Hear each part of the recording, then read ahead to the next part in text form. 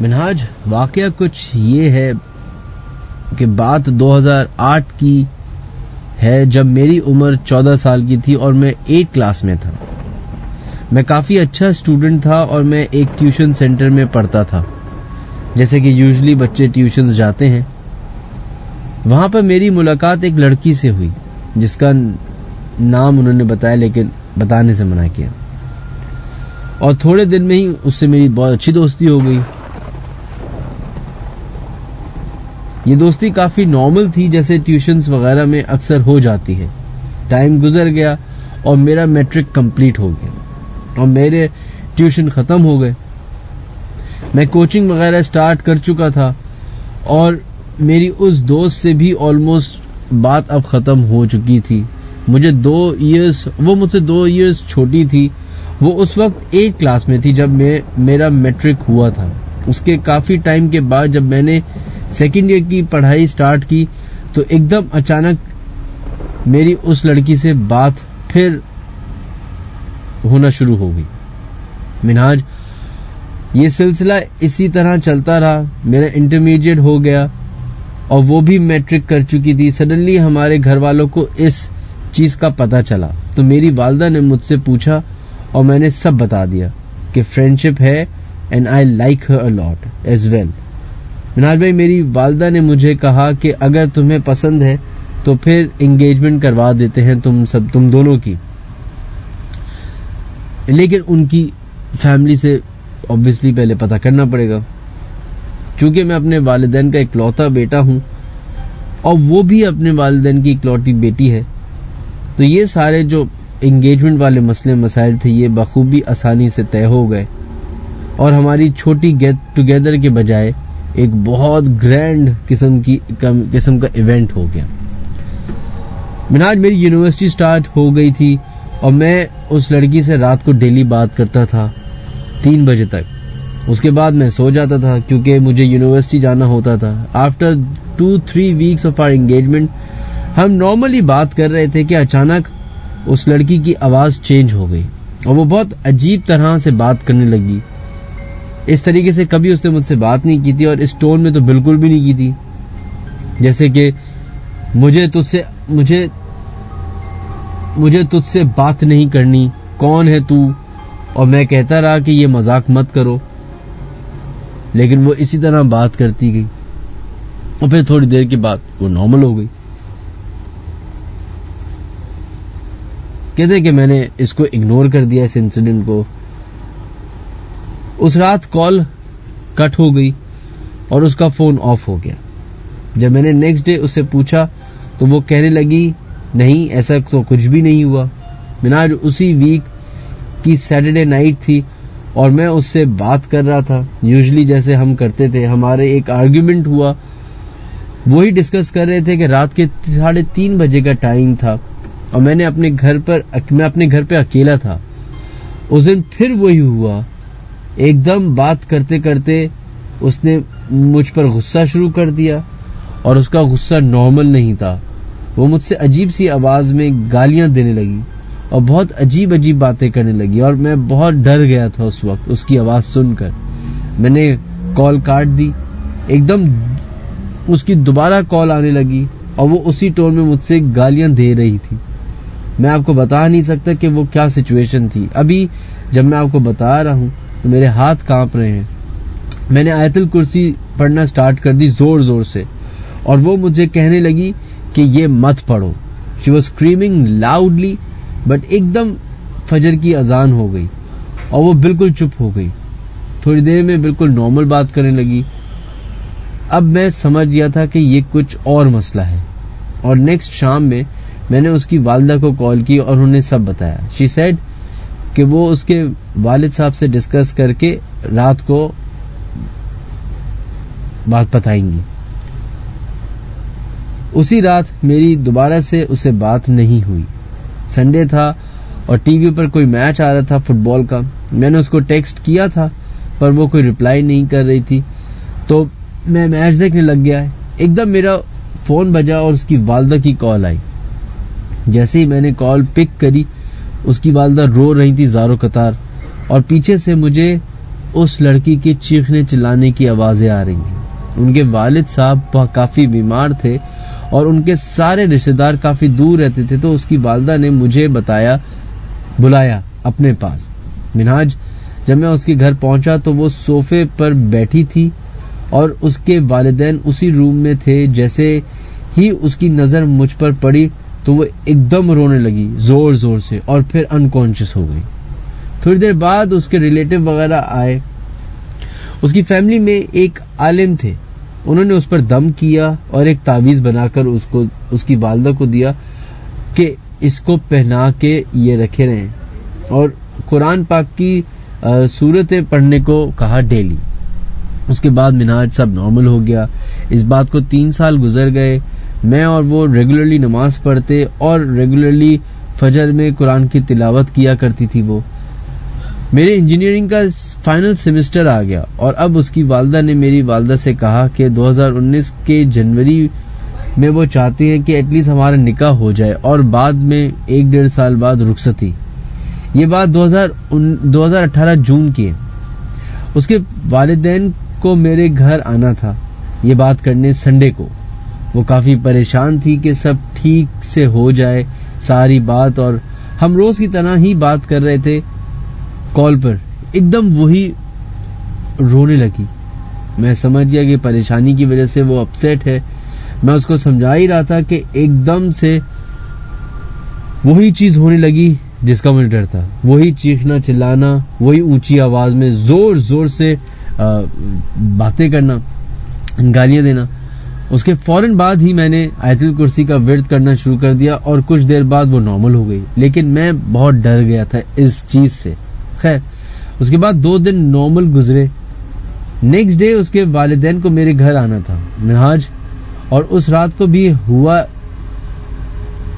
ये कि वो बहुत जोर जोर से चीख रही थी। मैं कुरान की तिलावत कर रहा था और सडनली शी सेड, तेरी और इस लड़की की शादी मैं कभी नहीं होने दूंगा। वो अपने और ये बोलते बोलते वो अपने हाथ काटने लगी थी चाकू से।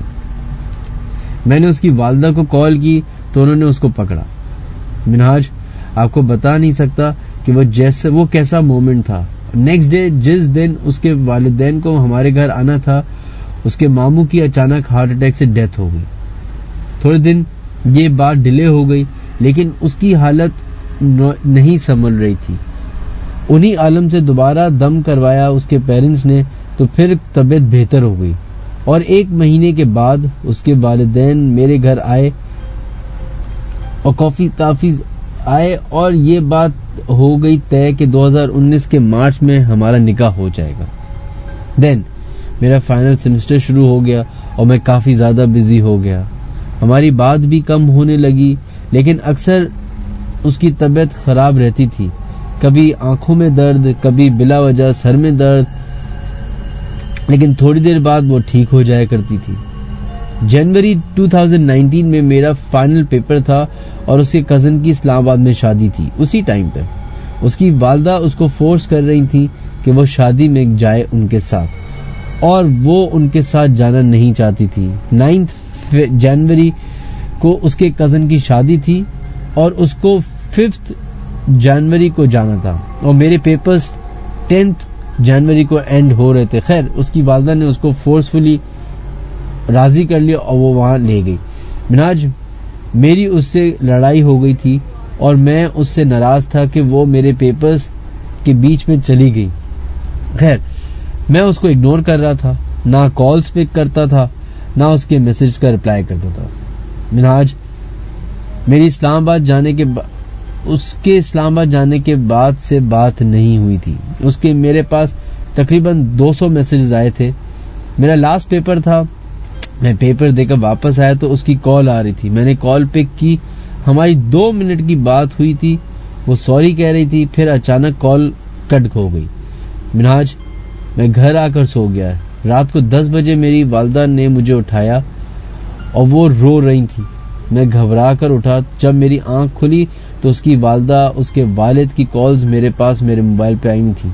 मेरे पास मेरी वालिदा ने मुझे बताया कि उसकी लड़की की तबीयत बहुत खराब है मिनाज मैंने उनके वालिद से बात की तो उन्होंने कहा कि वही कंडीशन दोबारा हो गई है, बहुत बुरी तरह चीख रही है, उसके मुंह से ब्लीडिंग हो रही है और ये कंडीशन उसकी 5 घंटे से थी, किसी तरह काबू में नहीं आ रही है और वो इमीडिएटली इस्लामाबाद की टिकट और वो चीख रही है।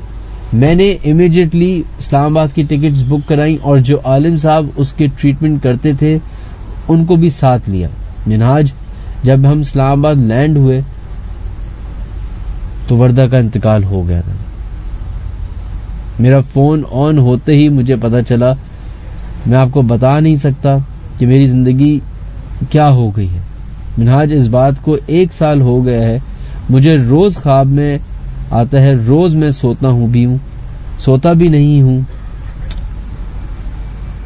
उसने मुझे इतने मैसेजेस किए कि मेरी तबीयत खराब है, मैं जब से यहां आई हूं मुझे कुछ समझ नहीं आ रहा, यहां किसी को नहीं बता रही क्योंकि अभी शादी चल रही है, सब बिजी हैं, मेरी वजह से सब तंग हो जाएंगे। मुझे इसीलिए वो रोज कॉल करती थी, रोज मैसेजेस करती थी। काश मैं वो देख लेता, काश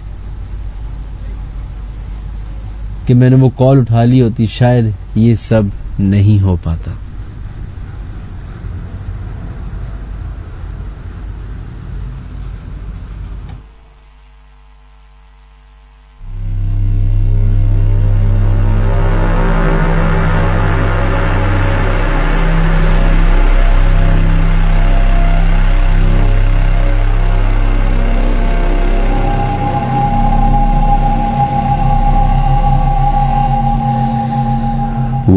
ये एक बड़ी इंटरेस्टिंग ईमेल हमारे पास आई हुई थी। नबील, जिनका ताल्लुक गुलशन इकबाल ब्लॉक 1 से है,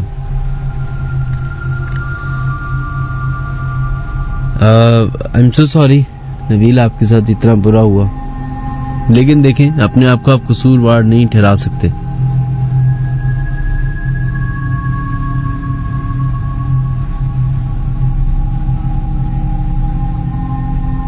माजरत,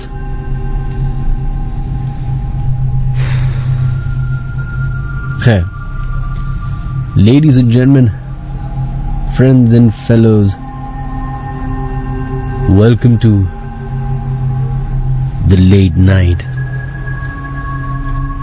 horror show.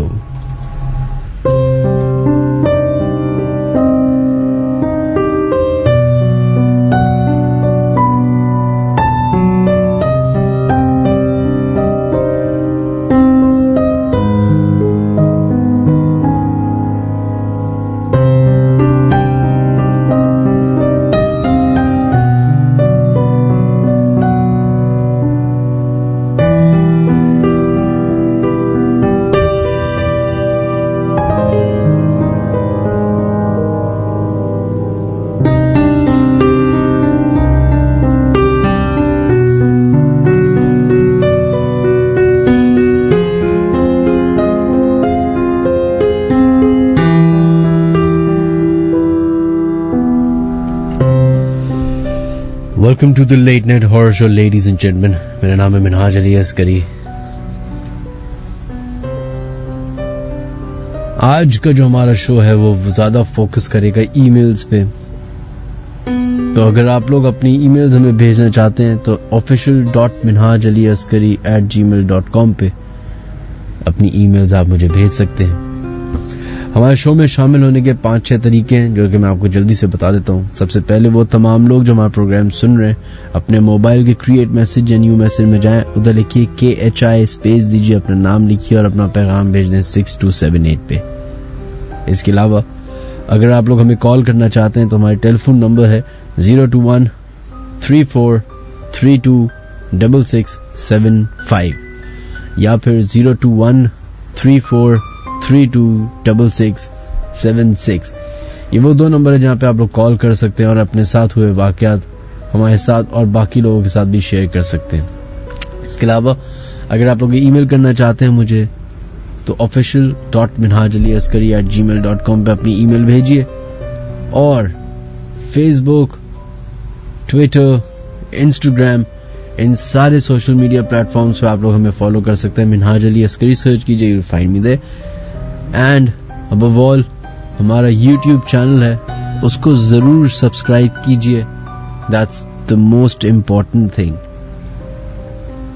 www.youtube.com/Minhaj Ali Askari हमारा यूट्यूब चैनल है, जाइए वहां पे लाइक कीजिए, कोशिश कीजिए, कमेंट भी कीजिए। अगर आपको हमारी काविश पसंद है तो सराहिए, अगर कोई सजेशन है तो वो भी जरूर दीजिए।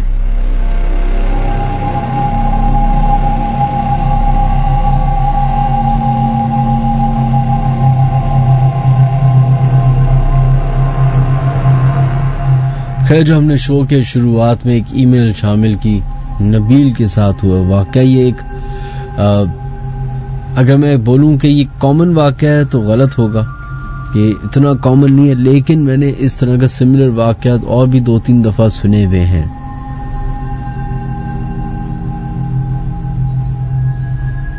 कभी कभी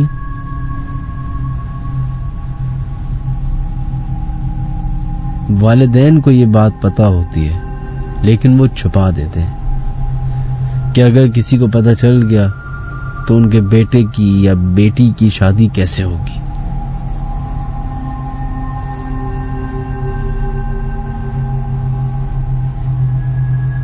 एक मेरे अपने ही रिश्तेदार हैं जिनकी इतनी कॉम्प्लेक्स स्टोरी है कि अगर मैं बताना भी शुरू करूं तो 1-1.5 घंटा लग जाए, लेकिन मैं क्विक रिकैप दे देता हूं। अमेरिका में पढ़ते थे, वालिद साहब का इंतकाल हुआ, पाकिस्तान में दफनाने के लिए आए और फिर उन्होंने डिसाइड किया कि मैं इधर ही रहूंगा और उनका बिजनेस संभालूंगा। फिर थोड़े दिन के अंदर ही अंदर अजीब और गरीब वाकयात होना शुरू हो गए उनके साथ, कि बड़ी महफिल में बैठे हैं, ऊंची ऊंची गालियां देना शुरू कर दी, बदतमीजी करते। यहां तक कि एक पॉइंट ऐसा है कि मेरे वालिद साहब का इंतकाल हुआ, मुझे अच्छी तरीके से याद है, वालिद साहब का इंतकाल हो गया, हम दफना के आ गए, मगरिब का टाइम होने वाला था, मैं अपने दोस्तों के साथ बाहर बैठा, दोस्त आ जाते हैं जैसे पुरसे के लिए, तो आए हुए थे, मैं अपने दोस्तों के साथ बाहर बैठा हुआ था, वो मेरे कजन गाड़ी में आए, उन्होंने शीशा उतारा और बीच रोड पे गाली गलौज देना शुरू कर दी। खैर मैं उनको रिसीव किया, क्योंकि हमें पता था कि कुछ उनका मसले मसाइल हैं। खैर उनको रिसीव किया, वो अंदर आए और जिस तरह की उन्होंने अंदर मेरी वालदा से बैठ के बात की, वो बड़ी बड़ी अजीब थी। उस दिन तो बात मेरी वालदा से नहीं कर पाई थी, क्योंकि मेरी वालदा ऑब्वियसली वो महरम ना महरम वाला चक्कर शुरू हो जाता, तो मेरी वालदा नहीं मिल पा रही थी। एक दिन पहले वो मेरे घर आए, मेरे वालिद साहब जब हयात थे, उनकी डेथ से चंद घंटे पहले वो आए। बारिशें हो रही थी उस जमाने में, 2001 जून जुलाई का टाइम, अगस्त में मेरे वालिद साहब का इंतकाल हुआ था। तो वो आ गए और बात करते करते उन्होंने, मेरे वालिद साहब ऐसी बातें करते थे वो, और रैंडम बातें, और ये पढ़ा लिखा शख्स था जो कि अमेरिका में किसी शिकागो की यूनिवर्सिटी में पढ़ रहे थे, और वो बीच यूनिवर्सिटी छोड़ के आ गए थे, और फिर उनके साथ ये अचानक से वाकयात होना शुरू हुए। उसकी कोई वो नहीं पता चली कि बैकग्राउंड क्या है। बैठे हुए बात करते करते इधर उधर देखते, जैसे ऊपर कभी देख रहे, कभी साइड में देख रहे, और ऊट पटांग बातें, कोई किसी बात का किसी से कनेक्शन नहीं होता था ना उनको। एक पॉइंट पे कभी ऐसा होता था कि उनको पता ही चलता था कि मेरी वालदा बैठी है, मेरी बहन बैठी है, उनकी वालदा बैठी है, उनकी बहन बैठी है, और वो जो उनके दिमाग में आ रहा है बोलते जा रहे हैं। लेकिन सब ये लिबर्टी दे दिया करते थे कि चलो कोई प्रॉब्लम है, कोई बात नहीं, बोलने दो। और मेरे वालिद साहब से बड़ी दोस्ती थी, तो उन्होंने एक ऐसी बात की जो मेरी वालदा ने मुझे बाद में बताई। उन्होंने कहा कि जब ये मिलने आए थे तो बारिश हो रही थी, और बारिश बाहर देखते देखते कहते हैं कि जुबैर अंकल, अब कल आप मर जाएंगे तो इन बच्चों का क्या होगा। मेरे वालिद साहब का नाम, फैमिली नेम जुबैर था, तो उनको जुबैर अंकल बोलते थे वो। तो मेरी वालदा ने भी एक अजीब बात उनको लगी कि यार क्या बोल रहा है, लेकिन उन्होंने इग्नोर कर दी। नेक्स्ट डे मेरी वालिद साहब का इंतकाल हो गया। उसके बाद उनकी मेरी वालिद साहब से बहुत अटैचमेंट थी। अपने वालिद के बाद उनकी मेरे वालिद साहब से ज्यादा अटैचमेंट थी। बहुत सैड हुए, मजीद डिप्रेशन में चले गए, मजीद उनके साथ प्रॉब्लम्स होना शुरू हो गई। एक उनका बहुत बड़ा घर था डिफेंस में, बहुत 1,500 गज पे घर था, और उनका जो कमरा था वो बिल्कुल घर के आखिर में था, बिल्कुल ऊपर फर्स्ट फ्लोर पे बिल्कुल आखिर में। और वो कमरा इतना स्पूकी था कि मैं जब भी जाता था तो मेरा पूरी कोशिश होती कि मैं उस जगह ना जाऊं। खैर, उनकी करते कराते शादी कर दी गई, यही इसी तरीके से छुपा दी बात और फिर शादी कर दी, या पता नहीं बता दी। जो भी जो खातून आई वो उनसे ज्यादा खतरनाक। उनकी फैमिली ने भी उस खातून की जो प्रॉब्लम थी वो छुपाई। उस खातून की क्या प्रॉब्लम थी आप सोचें। मैं बहुत छोटा था उस वक्त,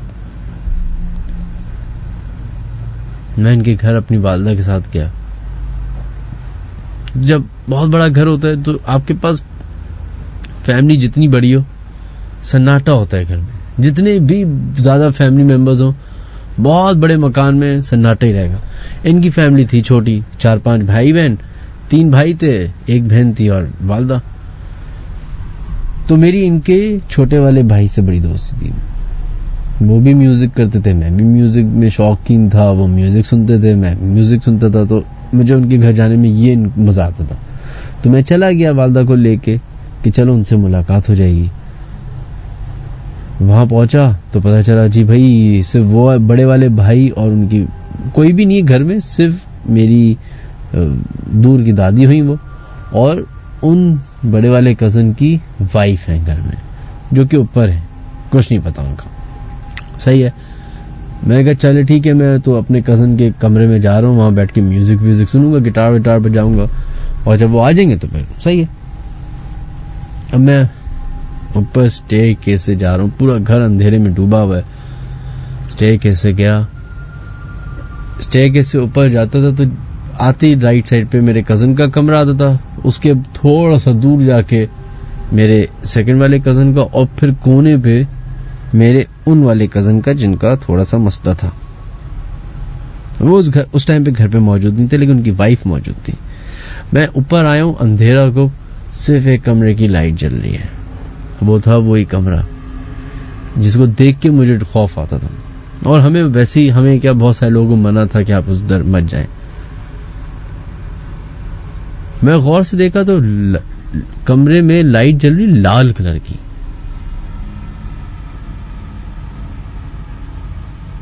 वैसी अंधेरा, मैं वैसे ही छोटा, खौफ पहले से ही मौजूद था। ऊपर से जब इतना कोई रॉब ज़ॉम्बी और मार्लन मैनसन टाइप का सिनेरियो आपके सामने आ जाए तो आपको आधी मौत तो हो ही जाती है। खैर, मैं बिस्मिल्लाह करके अपने कजन के रूम में जा ही रहा था कि मुझे आवाज आई कि जैसे उनके कमरे का दरवाजा खुला है। मैंने अपने गर्दन घुमा के देखी तो उनकी वाइफ, दरवाजा खुला है और सिर्फ गर्दन बाहर निकली है और मुंह पे बाल पड़े हुए, और मुझे देख के हंस रही है।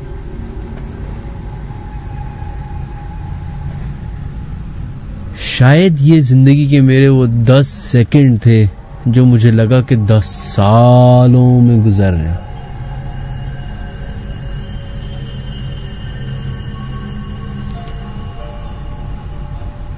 उसके बाद तो और जो वाकयात हुए हैं उस घर में उनके साथ, वो मैं कभी मुझे मौका मिला और उन्होंने इजाजत दी तो मैं बताऊंगा आपको।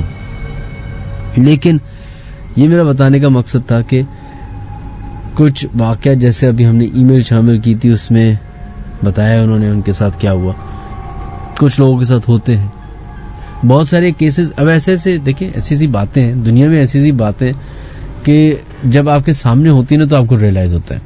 हम सुनते रहते थे, हर वक्त सुनते रहते थे ना कि खाने काबा में जब जगह बच जाती है तवाफ के दौरान, जब इंसानों की भी जगह होती तो अल्लाह ताला फरिश्तों को बोलते हैं नीचे जाओ, इस जगह को पूरा करो, तो फरिश्ते आते हैं।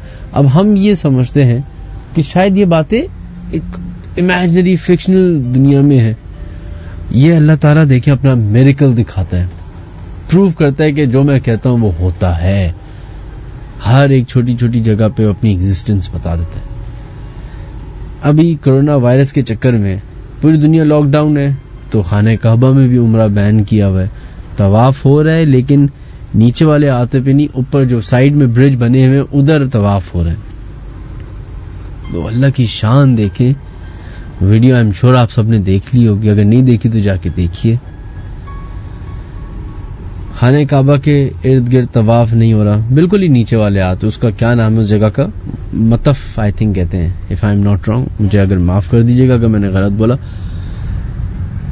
खाना काबा के ऊपर कबूतर तवाफ कर रहे हैं, परिंदे तवाफ कर रहे हैं, और उसी रोटेशन में जिस रोटेशन में तवाफ होता है।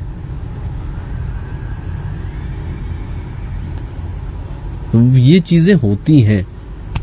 जैसे लोग कहते हैं ना कि हमारी शादी जिन से हो गई, तो हम सब हंसते हैं, किसी को मजाक सूझ जाता है, कोई कहता है कि ऐसा जिन था तो हमने देख लेंगे हम वो। लेकिन जिसके साथ हुआ होता है वो जो है ना, उसका सोचें कि उसका क्या हाल होता होगा।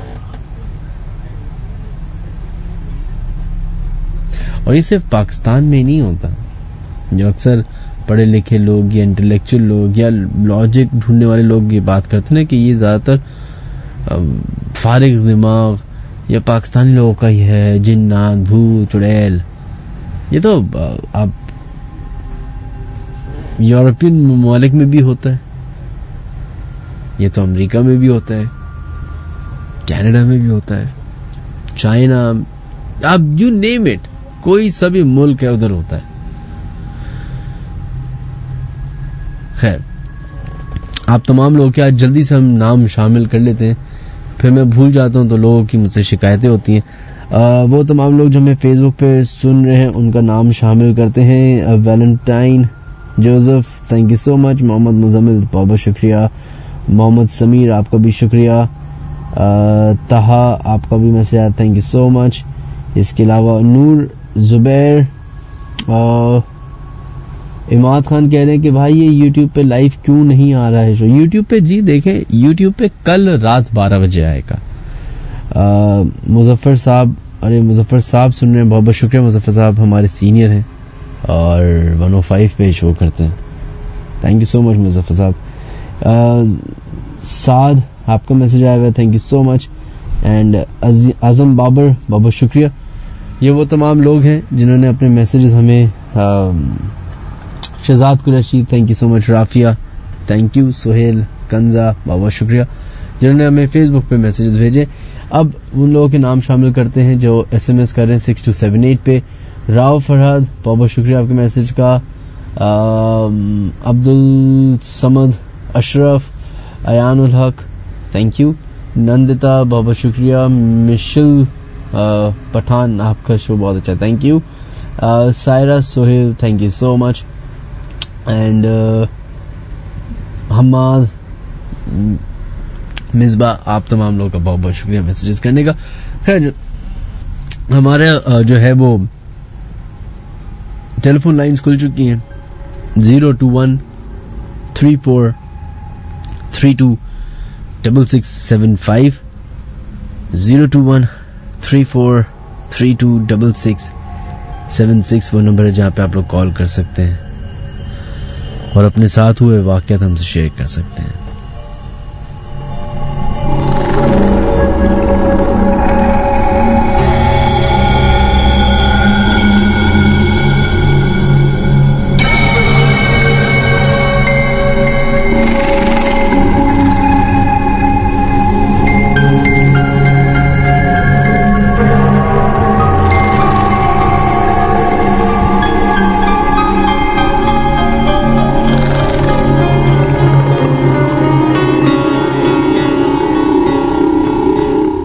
चलो जनाब बढ़ते अपने फर्स्ट कॉलर की तरफ, देखते हैं लाइन पे कौन है मौजूद। Hello hello hello. चले जनाब, बहुत बहुत शुक्रिया आप लोग। अगर सर हम अपनी हमारी कुछ मसले मसाले जिसकी वजह से हम डायरेक्ट कॉल उठा रहे हैं, तो देखते हैं लाइन पे कौन है मौजूद। हेलो हेलो हेलो भैया जी, बात कर रहा हूँ। कौन बात कर रही है? बात कर रही हूँ जी। आपकी आवाज ही नहीं आ रही, ऊंचा बोलिए प्लीज।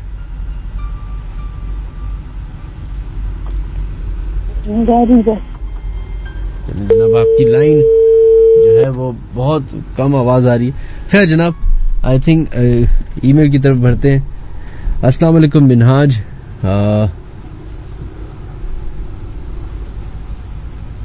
मेरा नाम कामदार है। मेरे साथ एक छोटा सा वाकया मक्का मस्जिद हरम पर पेश आया था, जो मैंने अभी बताने जा रहा हूँ। हुआ कुछ यूं कि मैं अपनी फैमिली के साथ पर हज परफॉर्म करने गया था। हम लोगों ने ज़ोहर की नमाज पढ़ी और घर वाले होटल चले गए, लेकिन मैं हरम में रुका रहा और कुरान पढ़ने लगा। देखते ही देखते असर का वक्त करीब आ गया। उस नमाज से 15 मिनट पहले तवाफ करने के लिए रश नहीं था, तो मैंने तवाफ शुरू कर दिया। अभी मेरे 6 तवाफ ही पूरे हुए थे कि नमाज की सफ़े लगना शुरू हो गई और एक बंदे ने मेरा हाथ पकड़कर काबा शरीफ के गेट के आगे दूसरी सफ में खड़ा कर दिया और खुद मेरे बराबर में खड़ा हो गया। अब हज के वक्त रश इतना ज्यादा होता है कि दूसरी सफ, वो भी गेट के बिल्कुल सामने, मिलना ऑलमोस्ट इम्पॉसिबल होता है, बिकॉज वहां से जमात खड़ी होती है और फर्स्ट सफ में गार्ड्स और बड़े लोग होते हैं हरम के अंदर। लेकिन उस शख्स ने मेरा हाथ इतनी जोर से पकड़ा हुआ था कि लाल हो गया था। नमाज पूरी हुई, जैसे ही सलाम फेरा उसने मेरा हाथ फिर से पकड़ लिया और हम बाहर की तरफ निकलने लगे। तो उसने मुझसे कहा कि अपना तवाफ मुकम्मल कर लो, एक बाकी है। मुझे हैरानी हुई क्योंकि मेरे दिमाग से वो बात निकल गई थी और उस शख्स को कैसे पता उसने वो एक मेरे साथ किया और कहा उसका भी एक बाकी था। हम बाहर की तरफ आए तो मैंने कहा मेरे स्लीपर्स दूसरी तरफ हैं। उसने जवाब नहीं दिया और चलते रहे। हम बाहर जाते ही उसने अपनी स्लीपर्स उठाई और उसके बिल्कुल बराबर में मेरी स्लीपर्स थी। वाइट स्लीपर्स बहुत कॉमन, तो निशानी के लिए एक मार्क बनाया था, इसलिए मैं बहुत हैरान हुआ। लेकिन फिर मुझे लगा कि मैं यहाँ 11 बजे से हूँ और अब असर हो रही है, तो शायद मेरा दिमाग से निकल गया हो। मैंने कहाँ उतारी है। खैर, फिर हम बाहर की तरफ गए। उसने मुझसे पूछा कि कुछ खाओगे? मैंने मना किया। उसने मेरा हाथ चूमा और कहा जाओ, मुझे आगे बढ़ के कुछ 1-2 सेकंड जाओ। मुझे आगे बढ़े कुछ 1-2 सेकंड ही हुए होंगे। मैंने पीछे देखा तो वो बंदा गायब। शायद ये मेरा वहम हो और वो चला गया हो कहीं, लेकिन जहां उसने हाथ चूमा था आज 3 साल हो गए। टिल डेट उस जगह एक काला सा निशान पड़ गया है, जैसे कोई बर्थ मार्क हो। उस शख्स का चेहरा आज भी याद है क्योंकि वो नूरानी चेहरा था। मैं आज तक नहीं देखा उस तरह का। खैर कामदार साहब, बहुत बहुत शुक्रिया, आपने अपनी ईमेल हमें भेजी, थैंक यू। खैर बढ़ते हैं अपनी नेक्स्ट ईमेल की तरफ। अस्सलाम वालेकुम मिनहाज, मैं अपनी नेबर का एक वाकया शेयर करना चाहती हूँ। हमारे नेबर में एक आंटी रहती हैं जो मैरिड हैं। आज से तकरीबन 16-17 साल पहले जब उनकी शादी हुई थी तो हमारे घर के करीब एक ग्राउंड में हुई थी। ग्राउंड में इस जगह उनकी शादी का स्टेज बना हुआ था, वहाँ कचरा कुंडी हुआ करती थी। खैर वो बिल्कुल नॉर्मल थी और काफी खूबसूरत भी। उनकी शादी के बाद से उनकी अजीब सी कैफियत ही हो गई। किसी को समझ नहीं आता था कि ये क्या हुआ है। बहुत ज्यादा चीजें एक्सट्रीम होने पे किसी अच्छे आमिल को दिखाया तो उन्होंने बताया कि जहां उनका स्टेज था और उनका निकाह हो रहा था, वहीं उसी जगह उनका निकाह किसी जिन से हो गया जो वहां मौजूद था। काफी इलाज करवाया बट वो उसकी जान कभी नहीं छोड़ता था। उस औरत के 3 बच्चे भी हैं, पर उसे इतना होश नहीं रहता। वो आधी आधी रात को जंगल में कब्रिस्तान में मिलती हैं। उनके रिलेटिव से ये भी पता चला है कि उनका उस जिन से भी एक बेटा है। उन्होंने आज से कुछ साल पहले सेकंड फ्लोर से जंप करके सुसाइड की थी, पर वो बच गई। उन्हें कुछ होश नहीं, वो क्या करती हैं क्या नहीं। और जब वो आईसीयू में थी तब उनके हस्बैंड, जो कि मेरे मामू के काफी अच्छे दोस्त होते हैं, मस्जिद के इमाम के पास गए तो उन्होंने बताया कि इसके अंदर इतनी ताकत है कि अगर मैं अभी इसे उठा दिया तो सारा हॉस्पिटल वो सर पे उठा लेगी। अभी भी वो ठीक नहीं, और वो जिन जिस से उसका निकाह हुआ है वो कभी उन्हें नहीं छोड़ेगा। ये वाकया बिल्कुल सच्चा है। अच्छा आयशा साहिबा, बहुत बहुत शुक्रिया। मैंने उनसे फिर ये पूछा भी था कि आप उनका एड्रेस बता दें ताकि मैं उनसे मिलना चाहूंगा, जिस पर उन्होंने कहा कि I am sorry I can't send you her address without asking her, please share your email in our show, क्योंकि वो काफी पर्दे वाली खातून है। चलें, बिल्कुल, बहुत बहुत शुक्रिया आपका, thank you so much. I am currently in business Avenue is being a year but not lift stop at 3 I am floor. अच्छा मोहित साहब आपकी ईमेल मुझे समझ नहीं है आप क्या कह रहे हैं। I am currently working in business Avenue, 1 साल हो चुका है। अच्छा पता नहीं आपने क्या लिखा, मुझे कुछ समझ नहीं आ रहा, आई एम सो सॉरी। अस्सलाम वालेकुम मिनहाज, मेरा नाम अशफाक राजपूत है और जो वाकया मैं आपसे शेयर करने जा रहा हूं, वाकया जो है जब हम सक्कर में रहते थे फिर हम कराची शिफ्ट हो गए थे। ये वाकया सक्कर के इलाके न्यू पिंड गोली टकरी हक बाहू मस्जिद के बिल्कुल सामने वाली गली के लास्ट वाले घर का है। ये इलाका सक्कर रेलवे स्टेशन के करीब ही है। वाकया ये है कि जो सक्कर में हमारा घर था उसके बराबर में एक घर है जो हम बचपन से ही बंद देख रहे हैं, लेकिन एक टाइम था जब वो घर आबाद था और मेरे अब्बू और उनके बहन भाई उस घर में कुरान पाक पढ़ने जाते थे और भी मोहल्ले के बच्चे उधर पढ़ने जाते थे। लेकिन जो लोग उस घर में रहते थे वो पंजाब शिफ्ट हो गए और वो घर खाली हो गया और बंद हो गया और फिर उसमें असरात वगैरह हो गए और आज तक वो असरात उधर मौजूद हैं और उस घर के आसपास रहने वाले लोग तकरीबन उस घर में जो असरात हैं उनका शिकार हो चुके हैं। उनमें से कुछ वाक़यात हमारी फैमिली के साथ भी हुए हैं, जिनमें से आज मैं आपको उसके बारे में बताऊंगा। उस जिन का नाम इसहाक राजपूत है। अच्छा सही है, किसी और का नाम है। एक रात तकरीबन 3 बजे मेरी अम्मी की आंख खुली और उन्हें ऐसा महसूस हुआ कि कमरे में हमारे अलावा भी कोई मौजूद है। खैर वो अपना वहम समझकर दोबारा सो गई। अभी उनकी आंख लगी थी कि अचानक मेरे अब्बू बेड पे से नीचे गिरे और कमरे से बाहर भागे और हमारे घर काफी बड़ा है तो अब्बू भागते भागते उसी असरात वाले घर के बराबर वाली दीवार के पास पहुंच गए और बेहोश होकर गिर गए। अब्बू की हालत बहुत खराब हो गई थी। जब अब्बू को होश आया और वो बात करने के काबिल हुए तो उनसे मेरे ताया और बाकी घर वालों ने पूछा कि क्या हुआ था, आपको क्यों भाग रहे थे। फिर अब्बू ने बताया कि जब मैं सो रहा था किसी ने मेरा गला दबाने की कोशिश की। जब मेरी आंख खुली तो मेरे पास एक शख्स खड़ा था जो बिल्कुल काला था और उसकी आंखें बिल्कुल लाल हो रही थी। जैसे ही मेरी आंख खुली तो वो शख्स कमरे से बाहर भागा और मैं बेड पे से नीचे गिर गया और फिर मैं भी उसके पीछे भागा। मुझे अंदाजा नहीं था कि वो शख्स कोई जिन है। मैं ये समझा कि शायद कोई चोर वगैरह है और इसीलिए मैं उसके पीछे भागा। लेकिन मुझे हैरानी जब हुई जब वो शख्स जिसकी हाइट 11-12 फीट होगी, वो शख्स 6 फीट के दरवाजे में से सीधा गुजर गया और फिर सहन में घर के बाकी अफराद चारपाइयों पे सोए हुए थे। चारपाइयां इतनी करीब करीब थीं कि मैं आसानी से भाग भी नहीं पा रहा था और वो शख्स बहुत ही स्पीड में भागता जा रहा था। अबू बताते हैं कि वो शख्स इन सब रुकावटों के बावजूद ऐसे भाग रहा था जैसे वो हवा में हो। फिर अचानक वो भागते भागते उसी घर की दीवार के पास पहुंचा और उसका एक पांव जमीन पे था और दूसरा पांव उसने दीवार पे रखा और फिर उसी घर में लगे एक बहुत बड़े सफेदे के दरख्त में गायब हो गया। जब अब्बू ने उस शख्स को हवा में गायब होते देखा तो वो बेहोश हो गए। फिर कुछ टाइम बाद हम कराची शिफ्ट हो गए और अल्लाह करम है यहाँ आज तक ऐसे कोई वाक़यात पेश नहीं आए, लेकिन जब हम सखर में रहते थे तो ऐसे बहुत सारे वाक़यात हमारे साथ पेश आए हैं।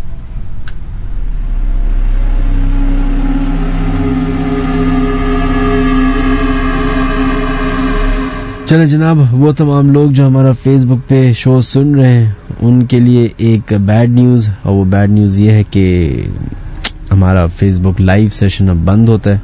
अगर आपको पूरा शो सुनना है तो उसके लिए आपको हमारा यूट्यूब चैनल सब्सक्राइब करना पड़ेगा, www.youtube.com/minhaj-ali-askari। ये हमारा चैनल है, इसको जाके लाइक कीजिए, सब्सक्राइब कीजिए, बेल आइकॉन है उसको जरूर क्लिक कीजिएगा। वो इसलिए क्योंकि उससे मुझे फायदा नहीं होगा, उससे आपको फायदा होगा। आपको जो भी मैं वीडियो डालूंगा वो आपके पास नोटिफिकेशन आ जाएगी। अगर वो क्लिक नहीं करेंगे तो आपको पता नहीं चलेगा कि मैंने कोई चीज नहीं डाली है, मेरी भी मेहनत वेस्ट हो जाएगी और आप तक भी वो बात नहीं पहुंचेगी। तो कोशिश कीजिएगा कि ये एक छोटे सा एक चंद सेकंड का एक मरहला है, वो आप सब्सक्राइब कीजिए, उसकी बराबर में बेल है उसको दबाइए, ऑल पे क्लिक कीजिए एंड बस फिर आपका काम हो जाएगा। बहुत बहुत शुक्रिया फेसबुक लाइव की ऑडियंस सुनने का, थैंक यू सो मच, अपना ख्याल रखिएगा। खैर, हमारी टेलीफोन लाइंस जो है वो आई थिंक खुल चुकी हैं। 02134326675 वो नंबर है जहाँ पे आप लोग कॉल कर सकते हैं, या फिर 02134326676 ये दो नंबर है जहाँ पे आप लोग कॉल कर सकते हैं। देखते हैं जनाब दोबारा से एक कॉल उठा के कि हमारी टेलीफोन लाइन सही चल रही कि नहीं चल रही। हेलो अस्सलाम वालेकुम। जी वालेकुम अस्सलाम जनाब, कौन है हमारे लाइन पे मौजूद? मिनाज भाई, मैं फातिमा बात कर रही हूँ, मैंने लास्ट शो में आपको कॉल की थी। जी फातिमा, कैसी हैं आप? जी अल्लाह का शुक्र, अल्हम्दुलिल्लाह मैं बिल्कुल ठीक हूँ जी। मुझे एक्चुअली जब आपसे कॉल पे बात हो रही थी तो आपकी आवाज जो है वो इतनी साफ आ नहीं रही होती, समझ नहीं आ रही होती आप क्या पूछ रहे हैं। तो मैंने जब रिकॉर्डिंग जाकर सुनी तो आपने मुझसे 2 क्वेश्चन किए थे। एक ये कि आप ने लोकेशन पूछी थी उस घर की, जो कि मुझे आपने पूछा कि कोई करीब की कोई जगह बता दीजिए, और सेकंड आपने मुझसे पूछा था कि उस घर की कोई हिस्ट्री होगी। तो ये आई थिंक एक सेकंड रुकिएगा, आप वही है जो महमूदाबाद वाला वाक्य बताया था? जी जी जी जी सही है जी। तो चले एड्रेस नहीं बताइएगा क्योंकि बहुत सारे लोग सुन रहे हैं, पहुंच जाएंगे फजूल में, लेकिन आप ये बताएं कि उस घर की कोई हिस्ट्री है, कुछ है? जी मैं आपको उसकी हिस्ट्री बता देती हूँ, जो कि उसकी लोकेशन के बारे में बस मैं ये बताऊंगी कि उसके पास पार्क है। अच्छा। पार्क जो है वहाँ का, उसके पास ही वो घर है, बस ये मैं आपको बता देती हूँ। और हिस्ट्री उसकी ये है कि जो कि हमें भी बहुत देर में आके पता चली, जब हम बहुत कोई सफर कर चुके हैं और उसके बाद फिर हमें वो उन्हीं फैमिली से जिनसे हमने खरीदा और फिर उन्होंने हमें वो हिस्ट्री बताई। वो ये है कि वो लोग इंडिया में रहते थे, यानी इंडिया में एक फैमिली रहती थी, और वो फैमिली जो थी वहाँ उनकी फैमिली के जिस घर में वो रहते थे उसी घर में ही उनके साथ वो जिन्नात की फैमिली भी रहती थी। और वो जो थी वो उनके ऐसे थे कि जैसे उनके फैमिली मेंबर हो, यानी, और वो बड़े अच्छे और बहुत बुजुर्ग और इस टाइप की, मतलब वो जिन्नात थे, बहुत नेक और इस तरह के। तो खैर, और उनका ये माहौल था कि वो जो भी उनको बहुत ज्यादा फाइनेंशियली वो बहुत अच्छे थे और बहुत पैसा और कारोबार और सब, और वो ये कहते थे कि ये सब उन जिन्नात की वजह से है, क्योंकि वो उनको हर चीज में एडवाइस करते थे कि ऐसा करो वैसा करो, इस तरह चलो, ये करो वो करो, जैसे फैमिली मेंबर्स करते हैं। तो उनका जी हेलो बोलिए जी जी, तो वो उनका वहाँ ये माहौल था। तो फिर जब पार्टीशन हुआ तो उन्हीं जिन्नात ने ही इन्हें ये एडवाइस किया कि आप लोग पाकिस्तान जाओ, आप लोग माइग्रेट करो और पाकिस्तान जाओ, और घबराने की जरूरत नहीं है, हम भी आप लोगों के साथ ही जाएंगे और कोई टेंशन लेने की जरूरत नहीं है। तो खैर वो लोग माइग्रेट करके आ गए, और यहाँ पे ये हुआ कि जब वो लोग यहाँ आए तो बिल्कुल हाथ खाली थे, यानी उनके वो जायदादें, वो बिजनेस, वो सब वो तो वहीं रह गया। तो वो बड़े ऐसे बिल्कुल खाली हाथ और परेशान थे। तो खैर फिर उन्होंने आहिस्ता आहिस्ता जिस तरह कोई अपना सेटअप वगैरह किया, तो उससे ये हुआ कि कुछ ही अरसे में वो दोबारा से फाइनेंशियली बहुत ज्यादा अच्छे हो गए, और वो ऐसा हो गया कि जिस गली में वो लोग रहते थे और जो हमने भी उस गली में वो घर खरीदा, तो उस गली के दोनों तरफ जितने भी घर थे वो सारे उनके थे। उसी फैमिली के, और वो सारे रेंट पे थे, वो सारे घर, और उनके अपने 2-3 तरह के बिजनेसेस थे, बहुत सारी, मतलब वो बड़े खुशहाल। तो और इस बात की गवाही मेरे पेरेंट्स भी हैं, क्योंकि हम उनका वो घर खरीदने से पहले, मेरे पेरेंट्स ने जब उनका घर खरीदा तो उससे पहले हम कुछ 5-6 गलियां को उनसे पीछे रहते थे, यानी हमारी फैमिली। तो सब लोग जानते थे कि ये सेठ के नाम से मतलब यहाँ मशहूर है और काफी इनके कारोबार बहुत अच्छे हैं और सब बहुत अच्छा है। तो खैर, तो फिर उनका ना, लेकिन वो जो जिन्नात थे ना, उनकी कुछ डिमांड्स थी, मतलब कुछ वो उन्होंने वो एक लाइफ स्टाइल उनके लिए, घर वालों के लिए किया हुआ था कि भाई ये घर में जरूर होगा और ये नहीं होगा। और उसमें से कुछ चीजें ऐसी थी कि भाई एक हिस्सा उनके लिए मखसूस था घर का, तो उसमें ये था कि कभी कोई नापाकी नहीं फैलनी चाहिए, और उस हिस्से में जो है आपने चराग जलाना है हर जुमेरात को, और नजर न्याज वगैरह दिलवानी है, दरवाजे पे कोई भी फकीर आएगा तो आपने कभी खाली नहीं लौटाना है, घर में कभी लाउड म्यूजिक नहीं चलेगा, और सबका खैरात होती रहेगी, और ये सारी चीजें हैं। तो वो लोग इंडिया से ही ये चीजें फॉलो करते हुए आ रहे थे, यानी वहां जो उनके बुजुर्ग इस तरह करते थे, फिर वो यहाँ भी आए। तो खैर, फिर ये सिलसिला चलता रहा, वो लोग फाइनेंशियली बहुत अच्छे रहे, और ये फिर उन्होंने अपने बेटे की शादी की, वो जो वहां से आए थे उन्होंने यहाँ अपने बेटे की शादी की, तो उनकी बहू ने ही ये हमें सारा सब बताया था। उस वक्त तो वो भी बुजुर्ग ही थी, तो उन्होंने ये बताया कि जब मैं आई तो मुझे मेरे घर में आते ही मतलब मेरे ससुर ने बता दिया कि ये रूल्स हैं हमारे घर के, तो ये फॉलो करने पड़ेंगे। तो उन्होंने वो फॉलो किए, और वो सब सिलसिला जो है वो सही चलता रहा। लेकिन फिर उनके ससुर की डेथ हो गई, उसके बाद उन्होंने अपने बेटे की शादी की, यानी कि इन्होंने अपने बेटे की शादी की, उनकी बहू ने। तो जैसे इन्होंने शादी की ना, और इनकी जो बहू आई, तो उन्होंने आते ही ना, जैसे उनको भी बताया गया कि इस तरह घर में ये सब करना है और ये सब नहीं करना, तो उन्होंने ये किया कि उन्होंने कहा कि नहीं, दुनिया चांद पे पहुंच गई है, मैं इन खुराफात पे जो है यकीन नहीं रखती, तो ये सब फजूलियात हैं और ये वो, और मैं बिल्कुल भी, यानी सबकी अपनी अपनी सोच होती है। तो खैर, फिर तो जैसे ही वो उन्होंने ना घर का माहौल बिल्कुल चेंज कर दिया। वो जो हिस्सा उनके लिए मखसूस था, वहां उन्होंने काट कबाड़, पुराने जूते और पुरानी चीजें और ये सारी भर दी, वो चराग वगैरह थे वो उठा के डस्टबिन में फेंक दिए, और सब बिल्कुल वो कर दिया कि नहीं, बस ये सब फजूलियात होती हैं, इनमें कोई बिलीव नहीं करना चाहिए। तो अब जैसे ये उन्होंने खुद हमें बताया कि जैसे ही मेरी बहू ने मतलब ये सब किया ना, उसके बाद से हमारा डाउनफॉल शुरू हुआ, और वो इतना अजीब और इतना बुरा था कि सब कुछ मतलब खराब से खराब तर होता चला गया। उनके बिजनेसेस बिल्कुल खत्म हो गए, उनके बिल्कुल उन पे कर्जे चढ़ गए, मसले मसाइल उनके इतने हो गए, खड़े खड़े उनकी गाड़ियों के इंजन फेल हो जाते थे, और बहुत उनको इतने मसले मसाइल होते थे कि वो बस फिर उनके पास क्या बचा ऑप्शन। फिर उनके हस्बैंड की डेथ हुई, और वो इस हालत में हुई कि उन पे इतना कर्जा था कि वो टेंशन की वजह से उनको हार्ट अटैक आ गया और उनकी डेथ हुई। तो उनकी रूटीन ये हो गई थी कि वो लोग एक घर बेचते थे और फिर उसका कर्जा उतारते थे, फिर कर्जा चढ़ जाता था, दूसरा घर बेचते थे, फिर मतलब ये करते करते करते एंड में जो उनके बेचने वाले घरों में सबसे लास्ट घर था वो था जो हमने खरीदा।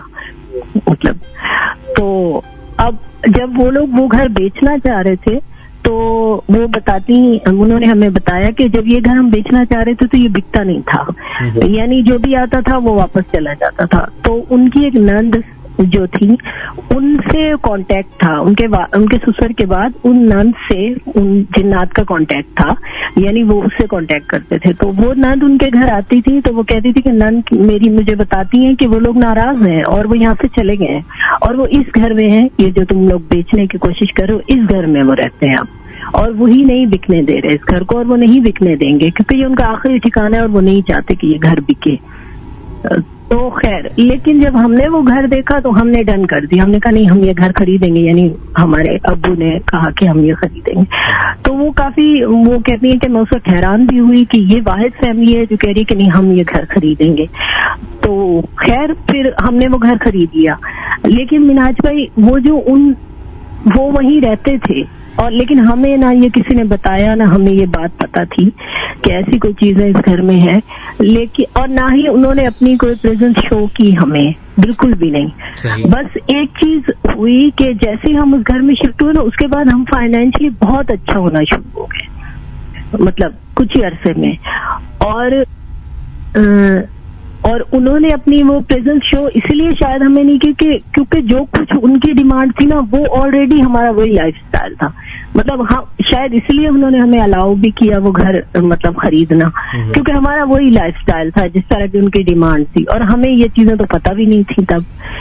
तो खैर हम फाइनेंशियली बहुत अच्छे हो गए उस घर में, और हमारे फादर ने ये डिसाइड किया कि क्योंकि हमारे पास पैसा है तो हम इस घर को पूरा गिराएंगे और पूरे को दोबारा से बनाएंगे, क्योंकि ये पुराना, वो कोई 30-40 साल पुराना बना हुआ था, तो हम इसे अपनी मर्जी का बनाएंगे। और फिर वहां से अल्लाह ताला को शायद हमारा इम्तिहान लेना मंजूर था, आजमाइश हमारी मंजूर थी या क्या था।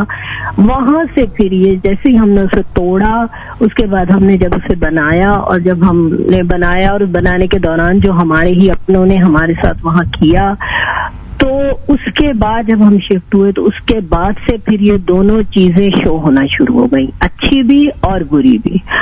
और वो इस तरह की बुरी इस तरह शो होती थी कि जाहिर वो हमें नुकसान पहुंचाने या हमें परेशान करने के लिए आती थी, और अच्छी इस तरह शो होती थी कि वो हमें डिफेंड करने के लिए आती थी और हमें ख्वाबों में बताती थी, देखो ये ऐसा हो जाएगा, ये करो, अभी अगले कुछ दिनों में ये नुकसान हो जाएगा, तो इस तरह करना है इसको हैंडल, ये नहीं होने देना, फलां करो, ये करो, इस तरह करो। यानी ये फिर वहां से ये चीज स्टार्ट हुई हमारे साथ, और वो चलती रही 20 साल तक। चले, बहुत बहुत शुक्रिया आपका, थैंक यू, अपना ख्याल रखिएगा जी, थैंक यू, अल्लाह हाफिज, थैंक यू, अल्लाह हाफिज।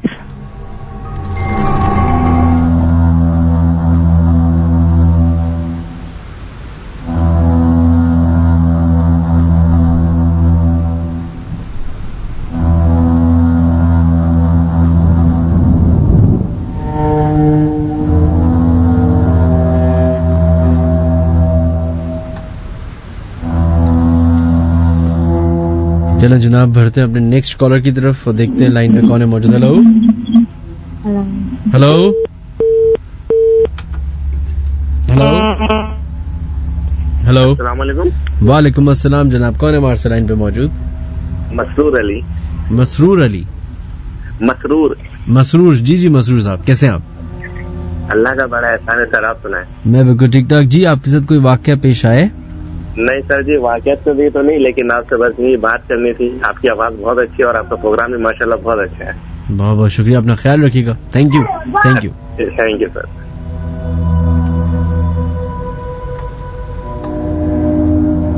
चलिए जनाब, बढ़ते हैं नेक्स्ट कॉलर की तरफ और देखते हैं लाइन पे कौन है मौजूद। हेलो, अस्सलाम वालेकुम अनाज भाई। वालेकुम अस्सलाम जनाब, कौन है हमारे साथ?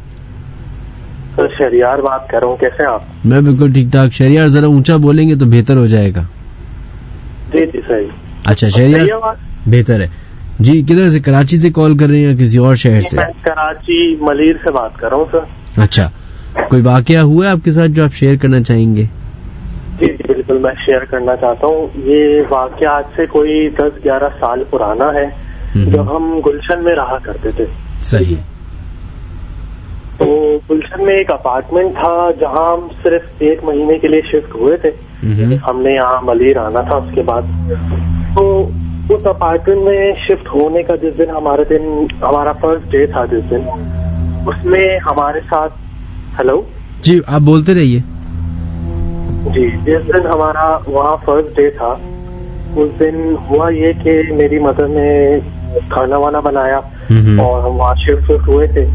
तो उन्होंने एक वो ट्रे के अंदर वो खाना लेकर आई, और उसके बाद जब वो दोबारा वो खाना लेने के लिए गई हैं किचन में, तो वो पतीली के अंदर से जो था ना, वो सारा खाना वहाँ से गायब था। ये फर्स्ट टाइम ऐसा हुआ, तो हम लोगों ने इतना इसके ऊपर ध्यान नहीं दिया, और हम मामा को ये लगा कि शायद हम लोगों ने ही खा लिया होगा या उन्होंने बनाया ही कम होगा, उन्होंने इसको नजरअंदाज कर दिया। और ये चीज हम सबने नोट की थी फर्स्ट डे। फिर हम लोग आराम से वहां पर रहने लगे। तकरीबन 1 हफ्ते के बाद मैं और मेरा छोटा भाई जो है हम लोग एक ही कमरे के अंदर हुआ करते थे। तो मैं हैंड फ्री पर गाने सुन रहा था और मेरा भाई जो है मोबाइल पे गेम खेल रहा था। तो हमारे गेट पर किसी ने बहुत जोर से नॉक किया और ऐसा इतनी जोर से नॉक किया कि मुझे हैंड फ्री पे गाने सुनने के बावजूद भी आवाज आई। तो जब हमने बाहर जाकर जैसे ही देखा ना तो ऐसी हंसने की आवाज आई जैसे कि मेरी छोटी बहन जो है ना वो दरवाजा नॉक करके भागी है।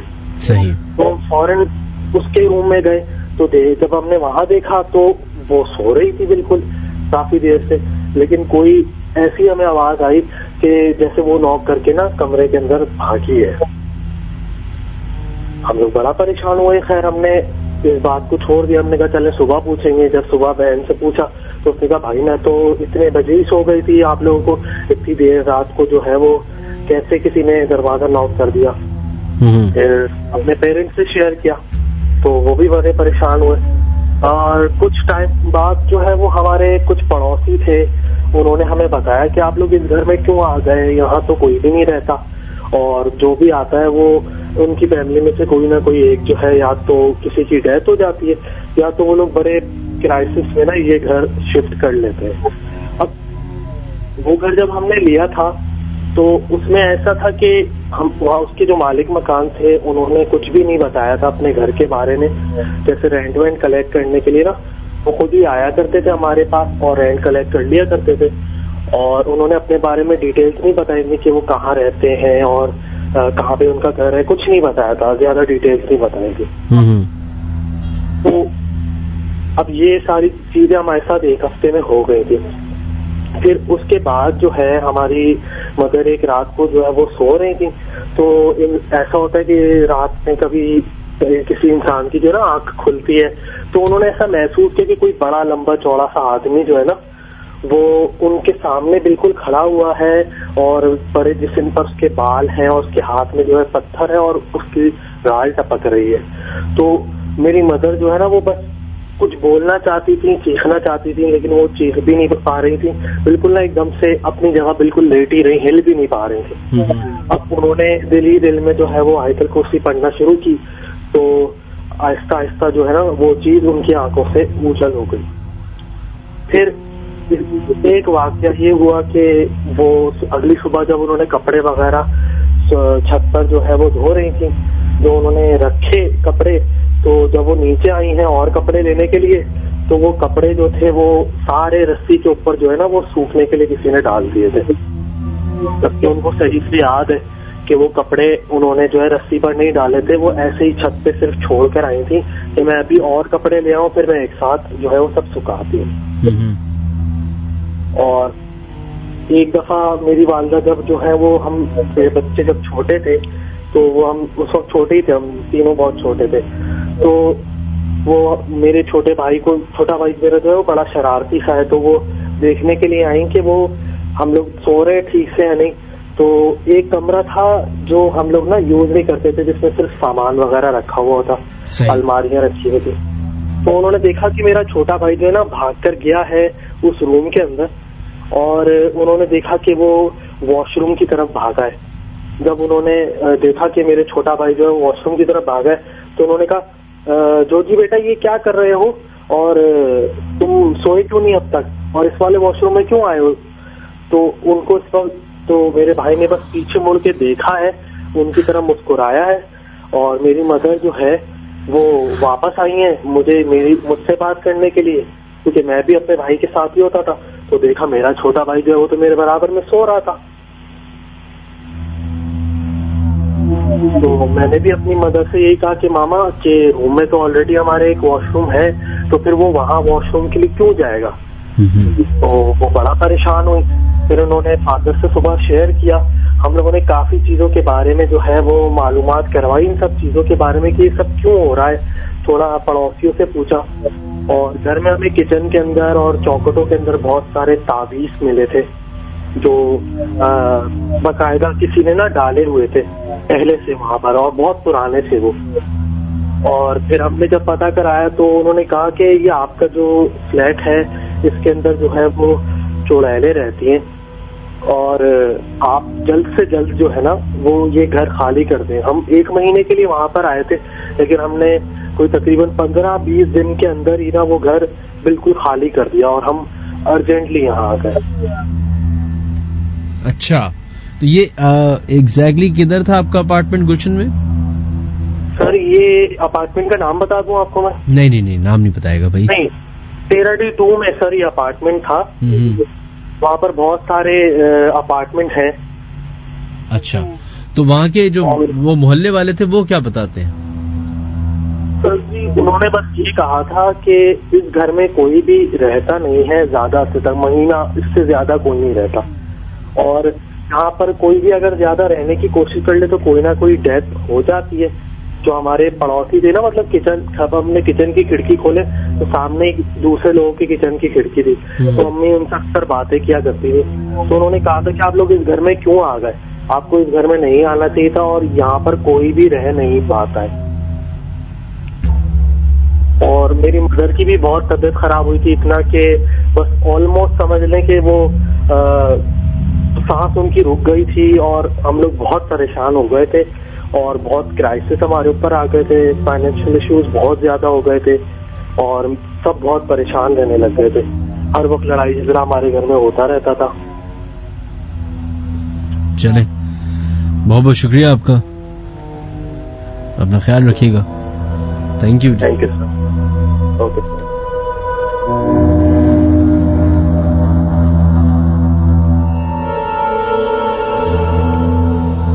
चले जनाब, कुछ ईमेल्स की तरफ बढ़ते हैं। अनस कामरान है जिन्होंने अपना मैसेज हमें भेजा है। हेलो मिनहाज। ओके, चले, ये ईमेल अब हम नहीं पढ़ पाएंगे कि उन्होंने मना किया था अपना नाम बताने से, और मैंने तो नाम ही बता दिया पहले। I am so sorry. अगर आप लोगों को अपना नाम गुमनाम रखना होता है तो पहले लिखा करें, क्योंकि मैं ईमेल पढ़ रहा हूँ तो एंड में आप लिखते हैं, तो पूरी ईमेल पढ़ के एंड में पता चलता है कि नाम नहीं लेना था। खैर, सलाम Minhaj, I am Batool from Karachi. हमारे घर में वैसे तो बहुत सी क्रीपी चीजें होती हैं, बट मैं यहाँ 2 वाकया शेयर कर रही हूँ जो शायद हमारे लिए बहुत ही अजीब है। पहला वाकया सुबह 4 बजे मेरे मामू के साथ हुआ। वो सोए हुए थे, उनके रूम में मेरे भाई गया। वो कहता है कि पहले वो उनके पलंग से सर टिका कर रोने लगा। मामू ने पूछा क्या हुआ, तो जवाब नहीं दिया, और फिर उनके बराबर में आकर लेट गया। वो कहते हैं कि मैंने करवट बदली ही है और उस सर घुमाया, फिर वापस पलटा तो वो गायब। वो ये सब मेरी अम्मी को बता रहे थे, तो अम्मी ने कहा कि कमरे की ऊपर से कुंडी होती है और मेरे भाई का हाथ वहां तक नहीं जाता, और उसी रात में कमरे से बाहर जाने से भी डर लगता है। वो अकेले नहीं जाता, तुम्हारा वहम होगा। फिर भी कंफर्मेशन के लिए मेरे भाई से पूछा तो वो कहने लगा कि मैं क्यों जाऊंगा, मैं तो उठा भी नहीं। हमने ये बात ऐसे हवा में उड़ा दी कि मामू कहानी बना रहे हैं। बट दूसरे वाकया जो मेरी वालदा के साथ पेश आया कुछ दिनों बाद, मेरी वालदा ने किसी चीज की पिक्चर लेने के लिए मोबाइल का कैमरा ओपन किया। फ्रंट कैमरा ओपन होता है जैसे नॉर्मली, तो अम्मी ने बैक कैमरा ओपन कर लिया। क्लिक किया तो वो कहती हैं कि जैसे ही मैंने बैक कैमरा खोला, सामने कुशन के ऊपर कोई बच्चा सफेद कपड़ों पहने ऐसे बैठा हुआ था जैसे बच्चे छुपन छुपाई में छुपते हैं, सर नीचे करके, बिल्कुल वैसे ही। उन्होंने मोबाइल हटाया, कुछ नहीं, वापस कैमरे से देखा तो वो वहीं मौजूद। अम्मी घबरा गईं और मोबाइल उनके हाथ से गिर गया। ऐसी बहुत सी चीजें हमने महसूस की हैं, जैसे चीजों का गायब हो जाना वगैरह, जिसका एक बहुत इंटरेस्टिंग वाकया है जो मैं नेक्स्ट टाइम जरूर बताऊंगी। चलो, बहुत बहुत शुक्रिया आपका, थैंक यू सो मच।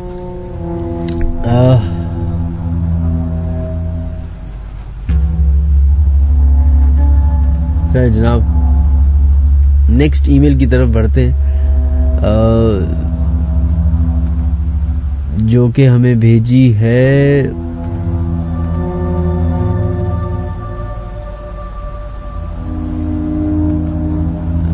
नहीं,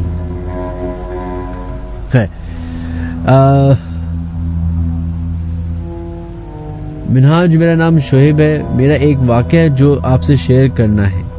2014 की बात है। मैं और मेरा भाई रात के तकरीबन 1 बजे आ रहे थे होटल से चाय पी के औरंगी टाउन 8 नंबर वाले रोड से। वहाँ एक जगह कचरे का ढेर लगा हुआ था।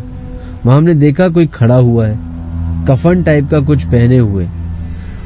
हमने उस पे गौर नहीं किया जब हम दूर थे। जब करीब आए तो उसकी तरफ देखा तो उसने इतनी अजीब आवाज मारी जोर से, जो ना ही इंसानों की थी और ना ही जानवर की। बहुत अजीब सी आवाज थी और उसका हल्का सा फेस दिखा जिसमें सिर्फ उसकी आंखें दिख रही थी जो बहुत वाइट हो चुकी थी। मैं और मेरा भाई भागने लगे। थोड़ी दूर जाके पीछे मुड़ के देखा तो फिर उसने अजीब सी चीख मारी और गायब हो गया। हमने वहां के लोगों से पता किया तो सबने यही कहा कि यहाँ कुछ है, बहुत से लोगों के साथ ऐसा कुछ होता रहता है।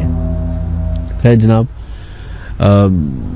ये आपने औरंगी टाउन 8 नंबर की बात की है, तो अगर कोई और भी हमारा प्रोग्राम सुन रहा है औरंगी टाउन से और इस बात के बारे में मजीद हमें डिटेल दे सकता है तो जरूर बताएं। खैर, अगर आप लोग ईमेल करना चाहते हैं तो अपनी ईमेल मुझे भेज सकते हैं official.minhajaliaskari@gmail.com पे। शो को खत्म होने में 20-22 मिनट बाकी हैं। कोशिश करते हैं कि एक और कॉल लेते हैं, देखते हैं लाइन पे कौन है मौजूद। हेलो हेलो हेलो, अस्सलाम वालेकुम जनाब। वालेकुम सलाम। महराज भाई से बात हो सकती है? जी बिल्कुल, बात कर रहा हूँ। कौन बात कर रहे हैं?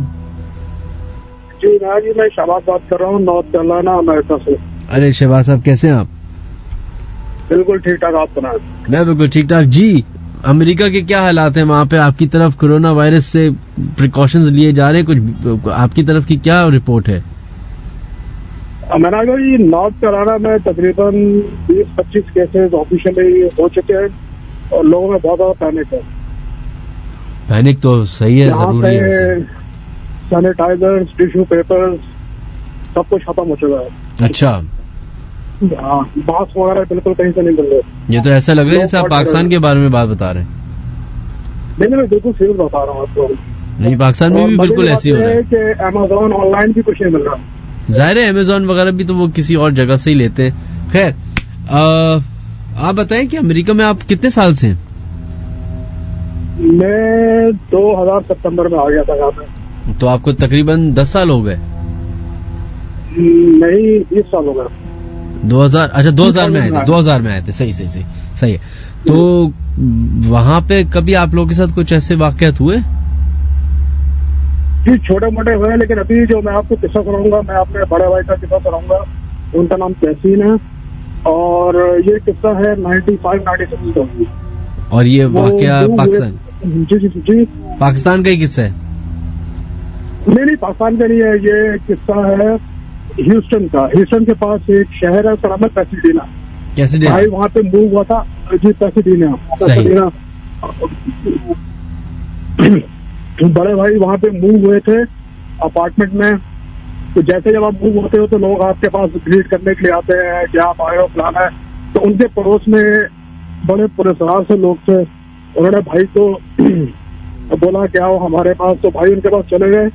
उनके पास जब भाई गए तो वो अजीब सा ही घर था, सब कुछ काला काला था, लाइक पर्दे भी काले, दरवाजे भी काले।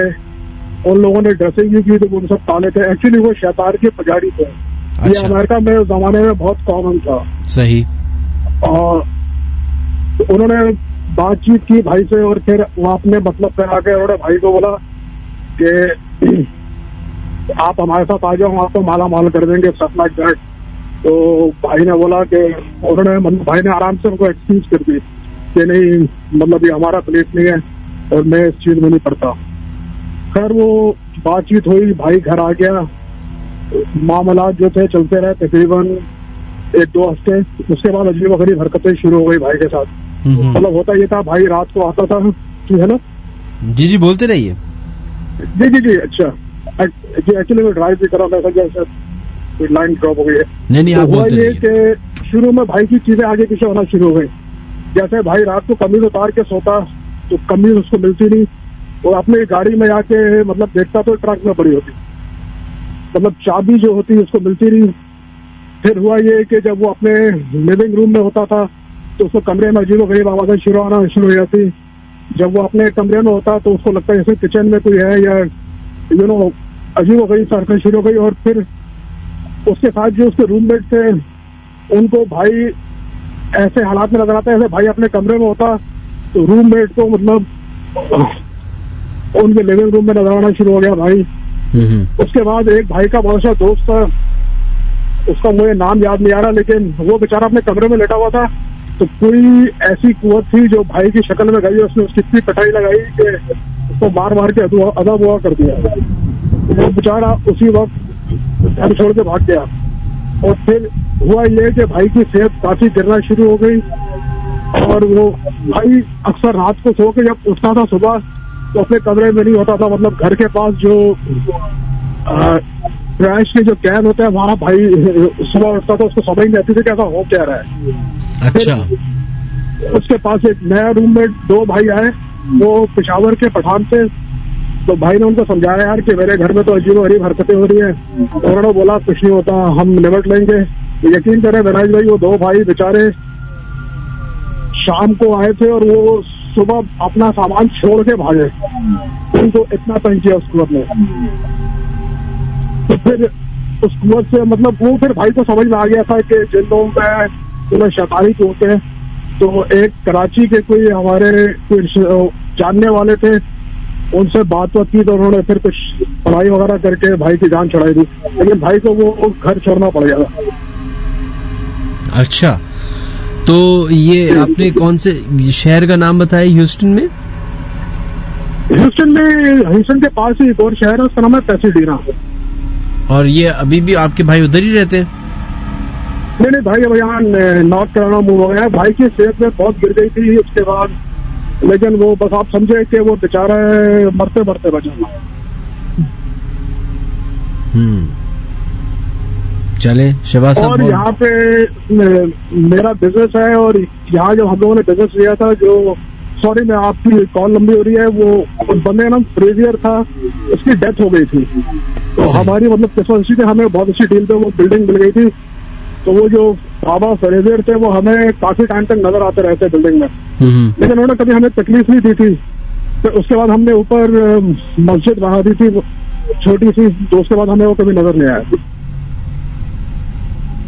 चले, बहुत बहुत शुक्रिया आपका, thank you so much. Thank you महाराज भाई, और मैं आपका प्रोग्राम यूट्यूब वगैरह पर सुनता हूँ। Thank you very much for, thank you, अपनी दुआ में याद रखिएगा। Thank you.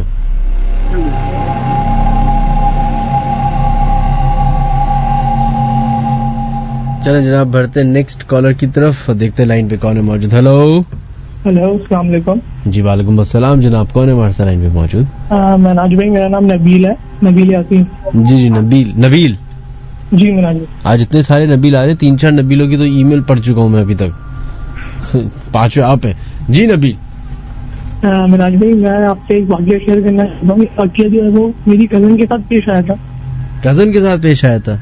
जी। अच्छा, चले बताइए। मिराज भाई, हुआ कुछ यूँ था कि मेरी तो ये आज से कोई 7-8 साल पहले की बात है मिराज भाई।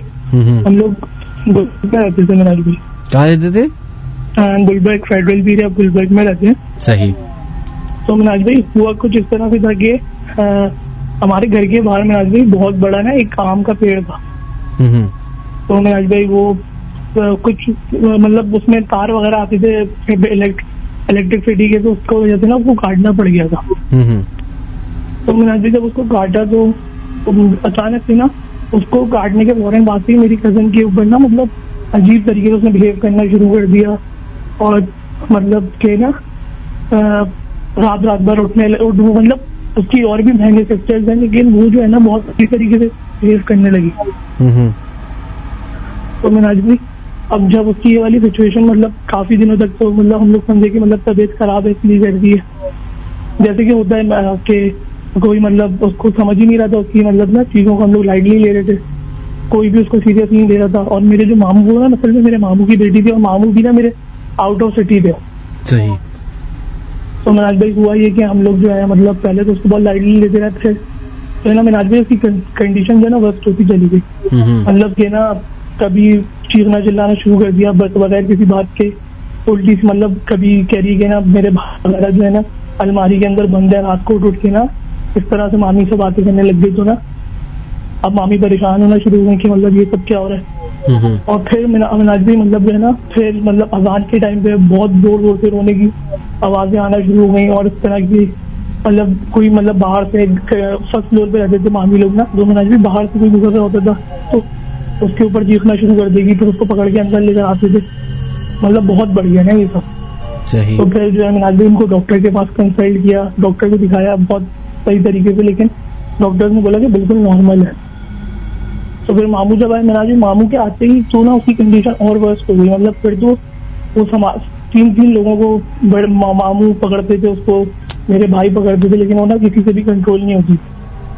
फिर जो है मिनाज भाई उनको जो है वो आलिम के पास लेके गए।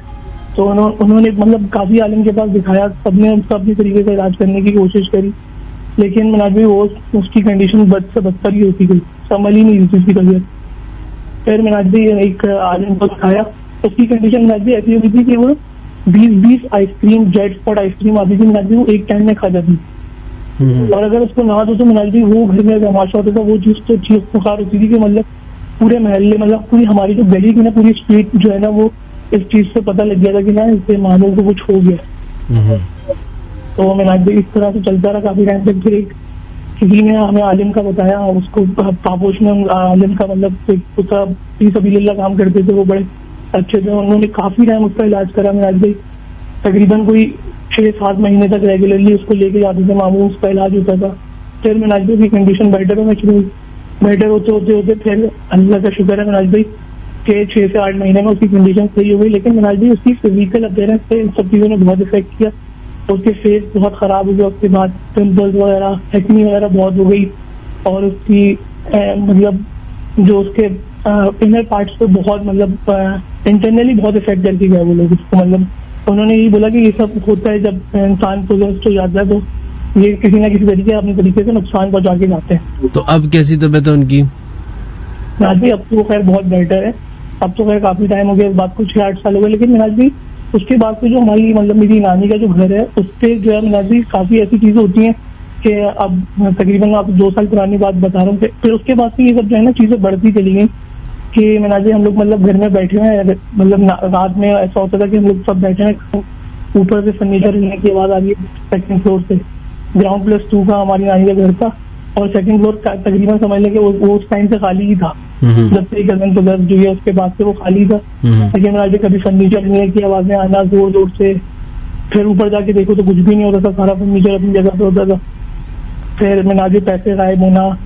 मिनाज भाई ऐसा होता था कि मतलब मैं ना अपने कजन को लेने के लिए जाता था, हम साथ यूनिवर्सिटी जाते थे, तो मामू बैठे हुए एक सोफे पे, मैं अंदर एंटर हुआ तो अचानक से टीवी रखा था, वो टीवी अपने आप ऑन हो जाता था। और फिर मतलब मेरे साथ एक दफा ये हुआ कि मैं फ्रिज से पानी निकाल के मैंने गिलास निकाला है, फ्रिज में बॉटल रख के वापस आया हूँ, तो गिलास के बाहर थोड़ा सा पानी होता है ना, गिर जाता है मिनाज भाई, वो गिरा हुआ है लेकिन गिलास खाली है। इस तरह की जो वाक़यात बहुत सबके साथ इस तरह से। मेरे नाना को मेरा भाई नजर आता था कि मतलब भाई गया नहीं है नानी के घर, नाना बोलने के तुम्हारे मुझे सलाम किया चले गए, और मैं तो आया ही नहीं। और ये गुलबर्ग में था घर?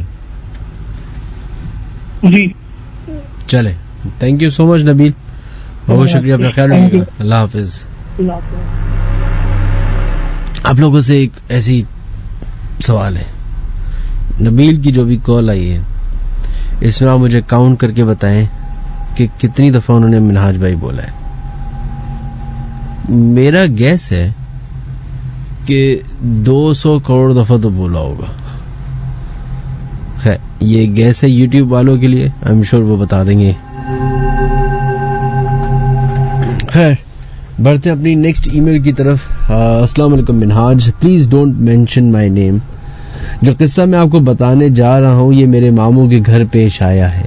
इत्तेफाक से उस रात मामू के दामाद भी मामू के घर आए हुए थे स्टे के लिए। अब मिनहाज किस्सा कुछ यूं है कि मामू के बड़े बेटे और मामू के दामाद एक रूम में रात भर बातें और हंसी मजाक करके बाद एक ही रूम में सो गए। मिनहाज बताता चलूं, जिस रूम की ये बात हो रही है उसके साथ ही टेरेस लगता है जिसके दरवाजे पे जाली भी लगी हुई है। मतलब अगर टेरेस का दरवाजा क्लोज है फिर भी रूम से टेरेस का मंजर साफ दिखाई देता है।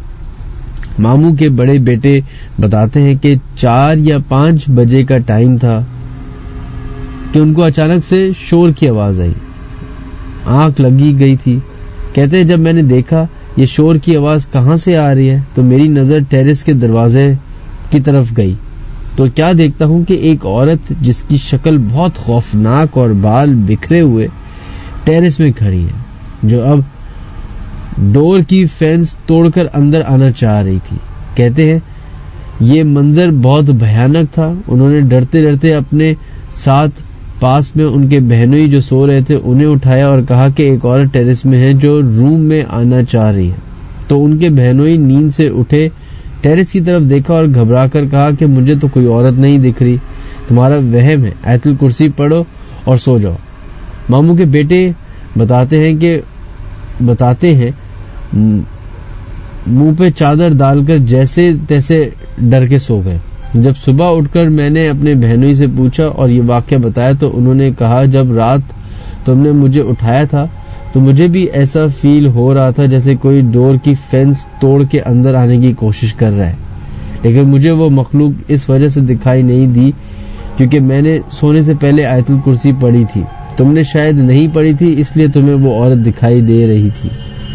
मिनाज, इस घर के बहुत सारे किस्से कहानियां हैं जो मैं किसी और ईमेल में भी शेयर करूंगा। चलिए जनाब, बहुत बहुत शुक्रिया। बढ़ते नेक्स्ट ईमेल की तरफ। अस्सलाम वालेकुम मिनहाज, मेरा नाम अशफाक राजपूत है और जो वाकया मैं आपसे शेयर करने जा रहा हूँ ये वाकया जब का है जब हम सक्खर में रहते थे, पर हम कराची शिफ्ट हो गए थे। वाकया सक्खर के इलाके। अच्छा, ये तो मैंने पढ़ लिया ईमेल। ये तो आप लोगों से रिक्वेस्ट है, एक ईमेल जब आप करते ना तो एक ही दफा भेजें, वो 50 दफा ना भेजें, उससे कोई फर्क नहीं पड़ता। मैं पढ़ूंगा तो एक ही दफा ही ना। खैर,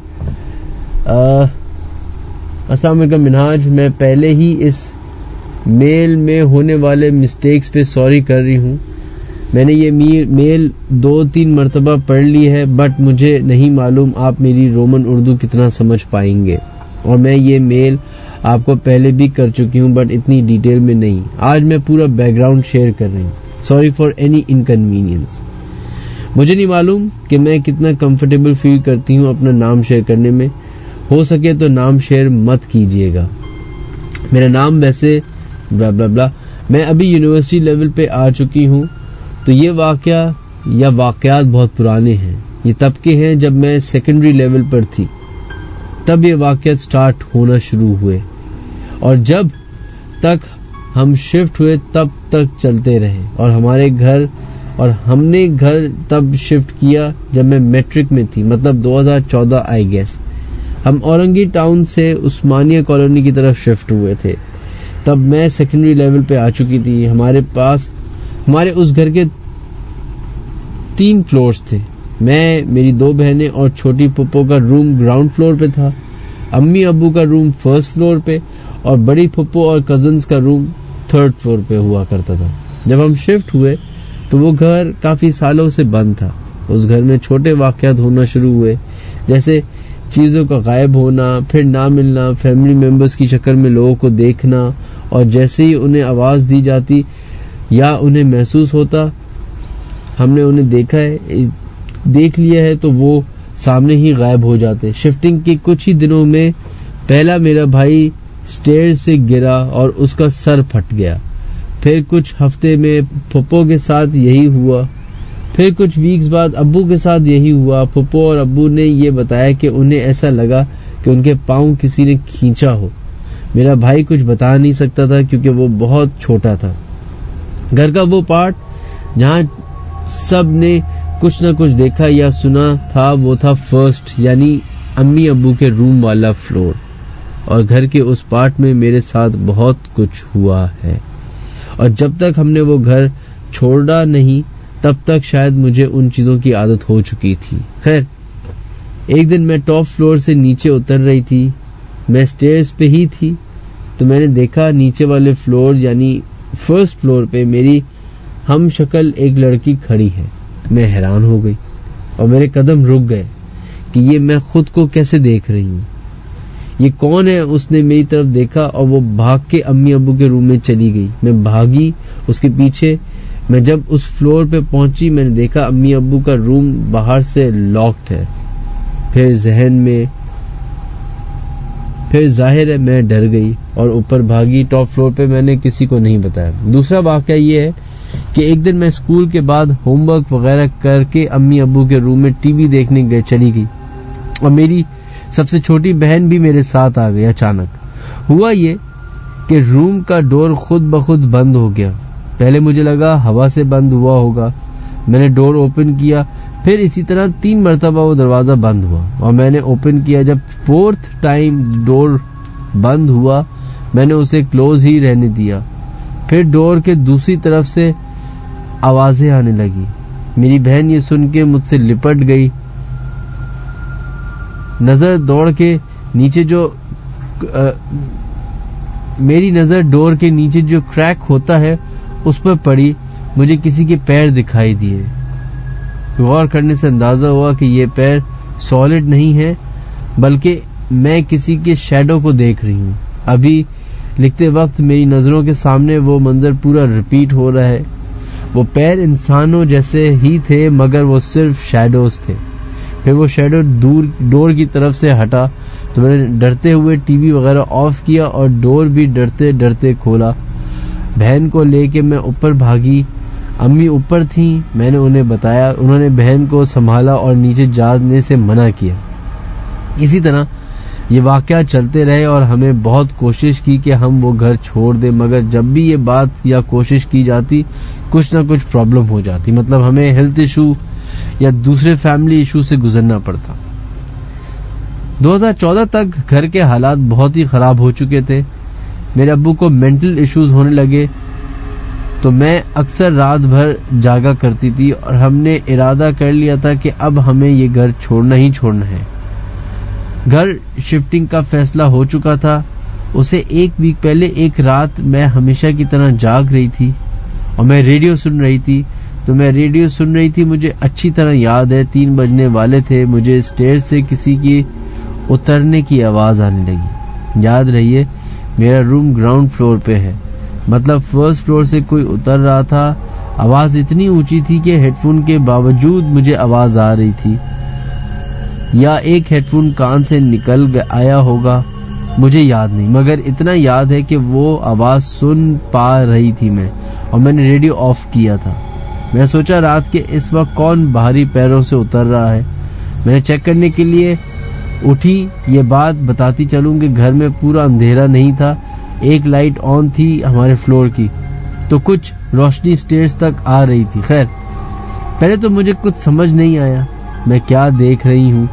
जब मैंने गौर किया तो एक औरत हाथों और पैरों का इस्तेमाल करते हुए नीचे उतर रही थी, जैसे 4 पैरों वाला जानवर उतरते हैं, बिल्कुल उसी तरह। मैं इतना डर गई थी, उसके बावजूद मैंने 3-4 मरतबा पलकें झपकाई कि मैं जो देख रही हूँ वो हकीकत है या मेरा वहम, बट वो चीज उसी तरह नीचे उतर रही थी। मेरी एग्जिस्टेंस से लेके इल्म में उसके फेस पे गौर किया। वो पूरी वाइट थी, उसके हेयर उसके मुंह पे आ रहे थे, उसका पूरा फेस हेयर में नहीं छुपा हुआ था, तो मैं उसका फेस साफ देख सकती थी। आंखों की जगह बिल्कुल स्याह थी, जैसे खाली, मतलब आंखों की जगह खाली थी, जैसे होल्स हों। उसकी जगह पे मैंने रूम की तरफ भागी हूँ। मैं बहुत डर गई थी। मैंने फुप्पो को उठाया, उन्होंने कहा आयतुल कुर्सी पढ़ो और सो जाओ। खैर, ये वाकया और घर का लास्ट वाकया था। और सबसे अजीब बात ये थी, जब हमने वो घर छोड़ा, मतलब हम से ही दूसरे घर में शिफ्ट हुए, अब वो बिल्कुल ठीक हो गए, बिल्कुल सही, उन्हें कुछ हुआ ही ना हो। उन्होंने बताया कि मैं और उस घर में कुछ था। रात भर बच्चे मेरे रूम में हुआ करते थे, बौने बच्चे, उनके सर भारी हुआ करता था, खेलते रहते थे। और एक बात ये भी कि वो बच्चे अम्मी को कभी दिखाई नहीं दिए, बट अब्बू ने ज्यादा डिटेल नहीं बताई। हो सकता है उन चीजों ने अब्बू को बहुत परेशान कर दिया, मालूम नहीं। बहुत लंबी ईमेल है, नेक्स्ट ईमेल में और भी उस घर के वाकयात शेयर करूंगी। खैर जनाब,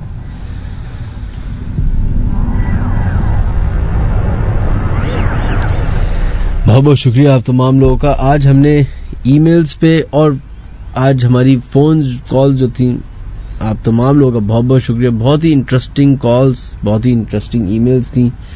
आज मैंने सोचा था कि कुछ अपने और वाकयात शेयर करूंगा, लेकिन टाइम ही नहीं बचा। अब इंशाल्लाह ताला जिंदगी रही तो नेक्स्ट शो में हम आपको अपने साथ हुए वाकयात को शेयर करेंगे। जिस तरह की सिचुएशन अभी डेवलप होती जा रही है हमारे मुल्क की कोरोना वायरस के हिसाब से, मुझे नहीं पता कि हम शायद ये शो अभी जो अभी कर रहे हैं ये लास्ट हो, पता नहीं, कुछ नहीं पता जो हालात जिस तरह चल रहे हैं। लेकिन उसका इंतजाम मैंने एक कर लिया है। मैं अपने घर में एक छोटा सा स्टूडियो सेटअप बना लिया, तो आप ये फिक्र नहीं कीजिएगा कि ये शो बंद हो जाएगा। ये शो चलेगा और ये YouTube पे जरूर अपलोड होता रहेगा। शायद हो सकता है कि फ्रीक्वेंसी थोड़ी आगे पीछे हो, लेकिन पूरी मैं कोशिश करूंगा कि ये YouTube पे होता रहे। और आप लोगों से भी रिक्वेस्ट है, हालात कुछ ज्यादा सीरियस हैं। मैं तो बड़ा सीरियस ले रहा हूँ इस चीज को, क्योंकि दुनिया में ही मसला हो रहा है। कभी कोई बात बुरी लगी हो तो माफ कर दीजिएगा, कभी मैंने बदतमीजी की हो और बिल्कुल हो सकता है मैंने कर दी हो, तो कोई जाती मेरे कोई मसला नहीं था। हो सकता है गुस्से में मैंने कोई ऐसी बात कर दी जिससे आपकी दिल आजारी हो गई हो, तो माफ कर दीजिएगा। और अपने इर्द गिर्द के माहौल का ख्याल रखें। मैं आप लोगों से हाथ जोड़ के कह रहा हूं, आपके घरों में छोटे छोटे बच्चे हैं, अगर आपको लग रहा है कि आपको खांसी 1 हफ्ते 2 हफ्ते से ज्यादा हो चुकी है, आपको बुखार 2 हफ्ते से ज्यादा हो चुका है, तो प्लीज प्लीज प्लीज प्लीज अस्पताल जाके इसका टेस्ट करवाइए। जान से बढ़कर कोई और चीज नहीं है। कोशिश करें आइसोलेशन में चले जाएं, कोशिश करें कम से कम लोगों से मिलें, कोशिश करें। बिल्कुल वो बात सही है कि अल्लाह बेहतर जानता है, लेकिन इसका हरगिज़ ये मतलब नहीं है कि हर चीज आप ये कहकर छोड़ दें कि अल्लाह बचाएगा हमें और हम कोई मेहनत नहीं करें।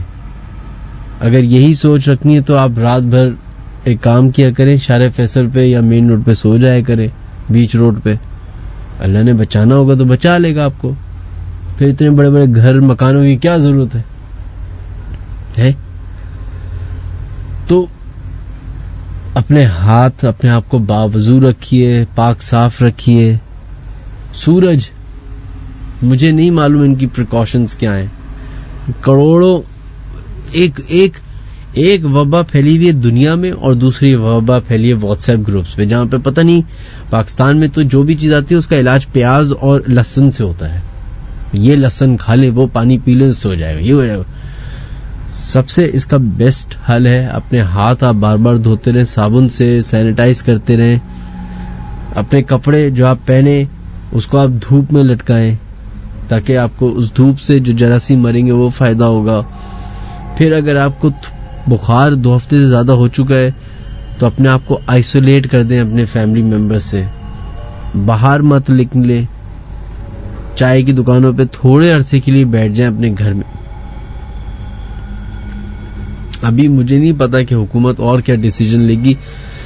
शादी हॉल बंद कर दिए हैं, सिनेमा हॉल्स बंद कर दिए हैं, PSL के मैचेस कम कर दिए हैं, ऑडियंस खत्म कर दी है, स्कूल्स बंद हैं, तो आई थिंक बॉर्डर्स बंद कर दिए, तो आई थिंक कुछ पैनिक मोड आ चुका है। अभी तो सिर्फ सिंध चल रहा था, इस्लामाबाद में भी एक केस निकल आया, गिलगित में भी एक केस निकल आया, और ये बहुत जल्दी मल्टीप्लाई हो रहे हैं। आप लोगों से रिक्वेस्ट है, अपना ख्याल रखें, बिल्कुल सेल्फिश होके सोचें, बिल्कुल सेल्फिश होके अपना सोचें प्लीज, क्योंकि आपकी वजह से दूसरे इंसान की जिंदगी है। आपकी थोड़ी सी भी गलती से दूसरे इंसान की जान जा सकती है, और वो दूसरा शख्स बच्चा, बड़ा, बुजुर्ग, आपकी वालिदा, आपके वालिद, आपके बहन भाई, आपका बेटा बेटी, आपकी बीवी हो सकते हैं। अपना ख्याल रखिएगा। पता नहीं जिंदगी रही, और अगर हम आ सके तो नेक्स्ट वीक रेडियो से शो करेंगे, वरना यूट्यूब जिंदाबाद, घर से बैठ के शो किया करेंगे। उसके बारे में अगर आप लोगों को ज्यादा डिटेल मालूम करनी है तो मेरा फेसबुक पेज है, उसको ज्वाइन कर लीजिए, www.facebook.com/minhaj-ali-askari। वहां पे वक्तन फवक्तन अपडेट मैं करता रहूंगा, जो भी सिचुएशन बनती जाएगी। और हमारा यूट्यूब चैनल जरूर सब्सक्राइब कीजिए, www.youtube.com/minhaj-ali-askari। जाते जाते जिस मखलूक, जिस चीजों की हम बात करते हैं, उसकी सिग्निफिकेंस, एक वैल्यू है, मान लें। चैलेंज मत करें, मत करें, मत करें। आपको नहीं मालूम कि जिस मखलूक का आप मजाक उड़ा रहे हैं, जिसको आप देख भी नहीं सकते, वो आपके साथ क्या करेगी। अभी तो आप दोस्त यारों के साथ महफिल में बैठे मजाक उड़ा लेते हैं, लेकिन जब आप अकेले होंगे, जब आप घर में अकेले होंगे, अपने कमरे में, अपने दफ्तर में, उस वक्त आप क्या कर लेंगे। अगर आपके सामने कोई ऐसी चीज आ जाए, या कोई ऐसी मखलूक आ जाए जिसको आप तो नहीं देख सकते, लेकिन वो आपको देख सकती है। अपना ख्याल रखिएगा। अल्लाह हाफिज।